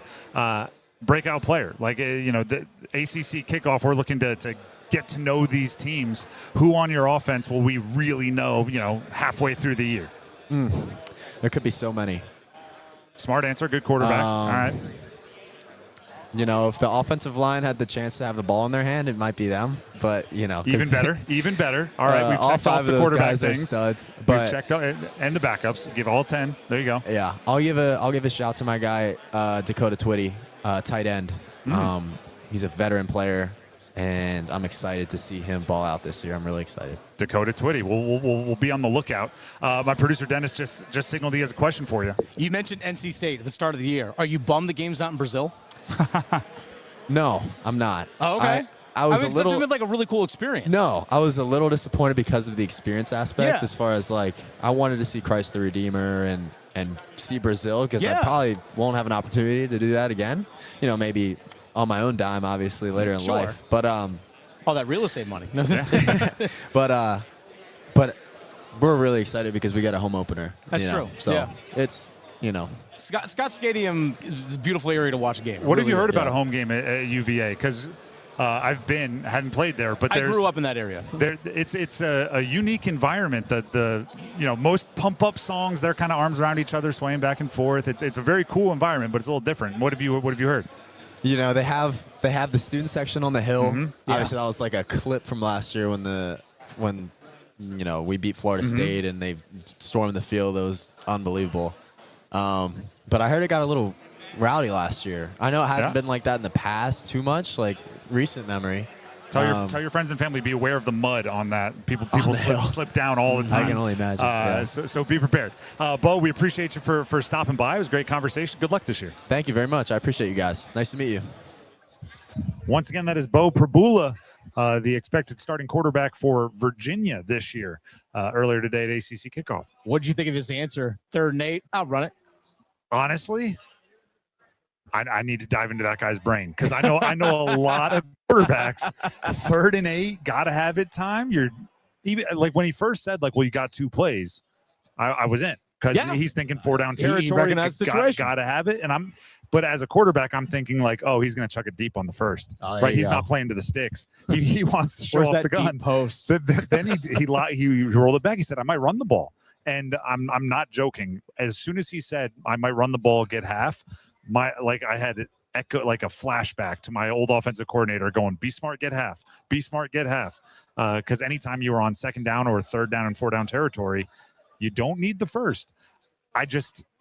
As a quarterback, if you get to call your own number, what shooting guard is on this case, I'm going to be the decoy and we're going to set a screen for the power forward. It's just, I want to learn more about his brain because it's not a bad call. It's a unique call for a quarterback to make in that situation. And he's known for being a runner. That was his role at Penn State, backing up Drew Aller. So the reason why we good to talk to Beau Pribula, as he mentioned at the start of that conversation, I'm focused on NC State. That's who they start the year with. Yeah, and State. I also got vibes of I don't want to talk about James Franklin. He lit up about Manny Diaz, though. He did. He's like, I love Manny. And he would have gone against Manny in practice quite a bit. So it's just funny to nonverbal. It took him even a couple of minutes after the James Franklin question to maybe loosen back up. So you see what tightens guys up and you see what loosens their shoulders a little bit here at ACC Kickoff. I need to look and see if Duke and Virginia play each other this year.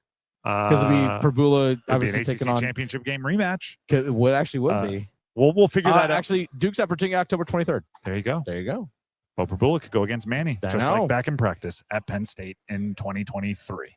The Drive with Tim Donnelly, 99.9 The Fan. We are here in Charlotte for ACC Kickoff, and we will let you know who you can expect to hear from tomorrow and maybe power rank our aura leaders here on The Drive. Stick around. Hey friends, Paul Lyhander from 99.9 The Fan for FanDuel. And on the biggest stage in the world, FanDuel is changing the game because sometimes your player gets subbed off and, your bet goes with them, but not anymore. We've got this thing now called FanDuel's Super Sub. That's right, Super Sub. Eat that one up, folks. If your player is subbed out, your bet stays in. That's right. So if your player leaves the match, your bet continues on with the substitute with FanDuel's Super Sub. Say it with me again. FanDuel's Super Sub. So you're in it until the final whistle.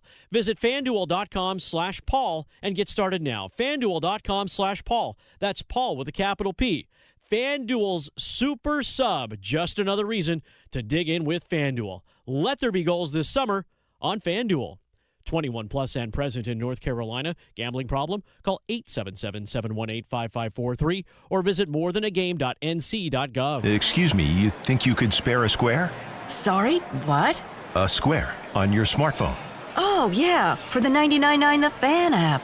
Exactly. Listen to your favorite hosts, teams, and live sports action. The Carolina Hurricanes are the best team in the NHL. They won the 2026 Stanley Cup. And every podcast episode at your fingertips, anytime, anywhere. Available for Apple iPhone and Android phones. Download the 99.9 The Fan app today. Hey, man, been to Sharky's lately? Yeah, man, I was there last night with you. Oh, yeah. The wings and the burgers are killer. They have so many beers it's hard to choose, I know. They got trivia on Tuesdays and luck of the draw darts on Sunday, man. I love them both. Yeah, I love that place, man. You know what, man? I think Sharky's may be the best bar in the world. Yeah, I think you're right, man. Let's go grab a beer.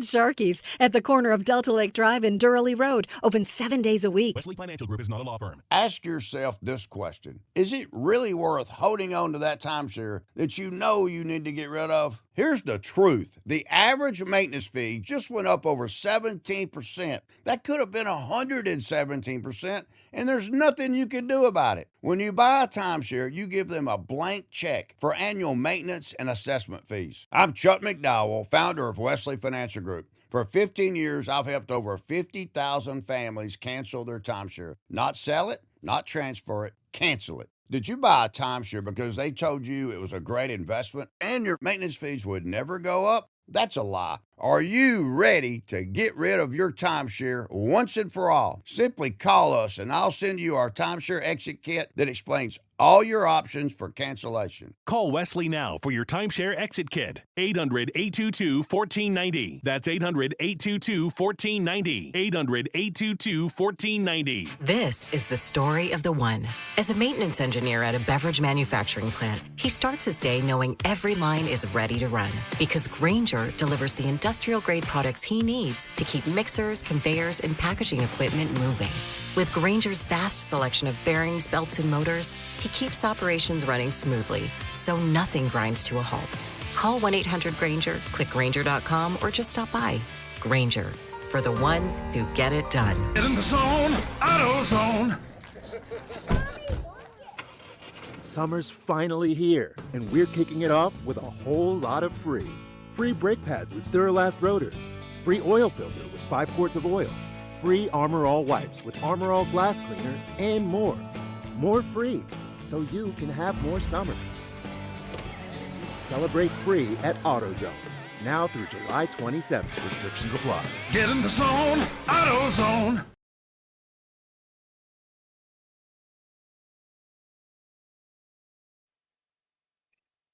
Your Drive with Tim Donnelly, 99.9 The Fan, just about ready to put the finishing touches on day one ACC kickoff. We are here in Charlotte. Tim Donnelly here, as well as Dennis Cox, Max Gordon back at the studio, keeping us up and running as he has been all day, and keeping us updated on the World Cup action, which ended with an Argentina victory over England in dramatic fashion, come from behind to punch their ticket into the World Cup final against Spain. But we're not here to talk about that football. We're here to talk about ACC football. Built in the ACC. Built in the ACC, as all the signage says. And to remind you that tomorrow, Dennis and I will be taking over the Adam Gold Show from noon to 3, and then obviously the drive from 3 to 6. So basically, if you want ACC football insight, there's a bunch of different ways you can get it. The Adam Gold Show, The Drive, you can check out our YouTube live stream. You can check out our YouTube archives. You can check out any of our social medias where we're posting content. 99.9 The Fan. Search for it everywhere. Subscribe and follow. Tomorrow, speaking of, we're expecting some heavy hitters. Bill O'Brien and Mason McKenzie from Boston College. That's head coach and quarterback. You want to talk about kind of coming from different directions to end up at Boston College. Bill O'Brien, longtime NFL career, head coach of the Houston Texans, wins a bunch of division titles, coaches J.J. Watt down to college. He's at Boston College. Mason McKenzie was at a Division II school last year, Saginaw Valley State. He bumps up to the FBS ranks and the Power Conference, and they're now going to be a partnership with Boston College. We're going to hear from Dabo Sweeney, expected to stop by the table. He only got a couple of national championships. Just a couple, and a bunch of ACC Coach of the Years and everything else. We were supposed to talk to Jimbo Fisher today. We got that rescheduled to right at noon tomorrow. So right at the top of the Adam Gold Show, he's got one national title. He does. And a handful more of ACC championships. And then on top of that, Justice Haynes, one of the more dynamic transfers incoming to the ACC. He was for the beginning of last season when Michigan still kind of had the train on the tracks. He was the engine. He had 7 games, 600-yard games running, suffered an injury. Obviously, the season took a turn for a bunch of different reasons for Michigan, but he transferred to Georgia Tech. We're expecting to hear from him about 148, we'll call it about 145. And then Eddie Royal, West Durham, ACC Network personalities, some Clemson players. There's going to be some fun stuff going on here. And we'll also react to what we saw here today, which includes the NC State contingent of players and coaches that we talked to today, and the former Duke contingent, which would be Darian Mensah, and more. I've explained it a few times. I'll explain it one more time. Every time we come to an ACC kickoff or tip-off, which means the intro events for ACC football or basketball, started a few years ago. There's just a vibe. Someone walks in the room. Everyone pays attention. You see, like, let me pick one of these. The Louisville Courier-Journal is down there. Oh yeah, our guy C.L. Brown.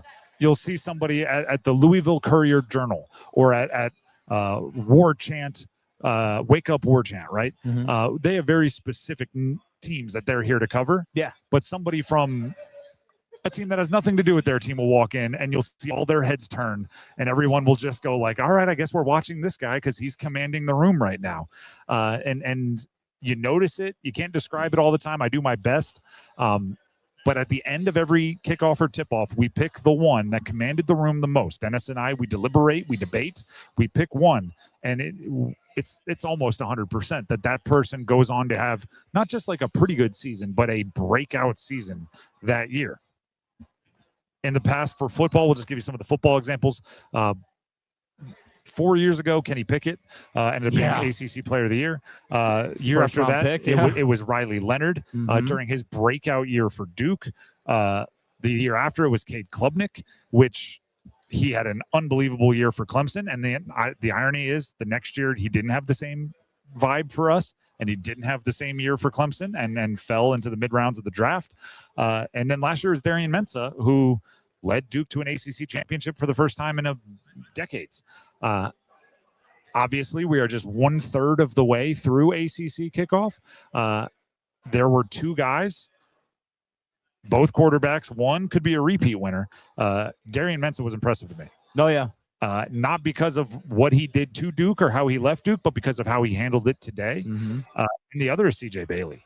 You can tell he put on weight, by the way. You could tell he put on weight. Yeah. So like in a good way. Physically, he matured, and he's just a bigger guy that's going to help him be more durable and everything else, slower the boom when he's running. Also, and it's hard to say this as a fact. We talked to him for, 10, 12 minutes. Seemed like he matured a lot as a person. Oh, yeah. And I think he turned 20 in May. Hey, he's a pup. It's going to his 3rd year starting in college football, so it feels like he's older than that. He's got some Seth Jarvis to him, which is like he came into our lives so young that now he seems older than he actually is. Seth Jarvis being younger than Nikishin for the Carolina Hurricanes, it like blows people's minds, but it's just Jarvis has been around for a while. Same thing with CJ Bailey, but he seemed like he grew. I want to go back, and maybe we'll do this tomorrow. I want to go back and find the answer he gave last year, because I gave him 3rd and 8. I think I gave him 3rd and 8, maybe his own 35-yard line. What play are you calling? And he gave just like, I like Justin Jolie on a choice. This year, full formation, personnel, every route. When the defense does this, I'm going to do this. If they do this, here's how I beat that. I even threw at him, like, what if you're getting a field blitz? He's like, oh, we're good. Production's already slid that way. You got the back releasing. Like, it was a much more complete answer, and I think that is something that's going to really help him this year. Oh, yeah. He stood out. He stood out in a positive way.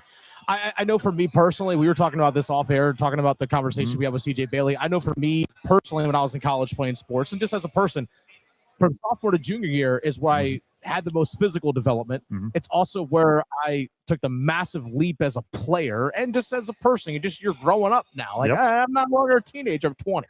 And with that, we'll talk more about it tomorrow. Have a great night, everybody. See you in Charlotte tomorrow for day 2 of the ACC Kickoff. Evan, Canty, and Michelle are unsportsmanlike. Jalen Hurts is the most disrespected quarterback of any quarterback in the NFL.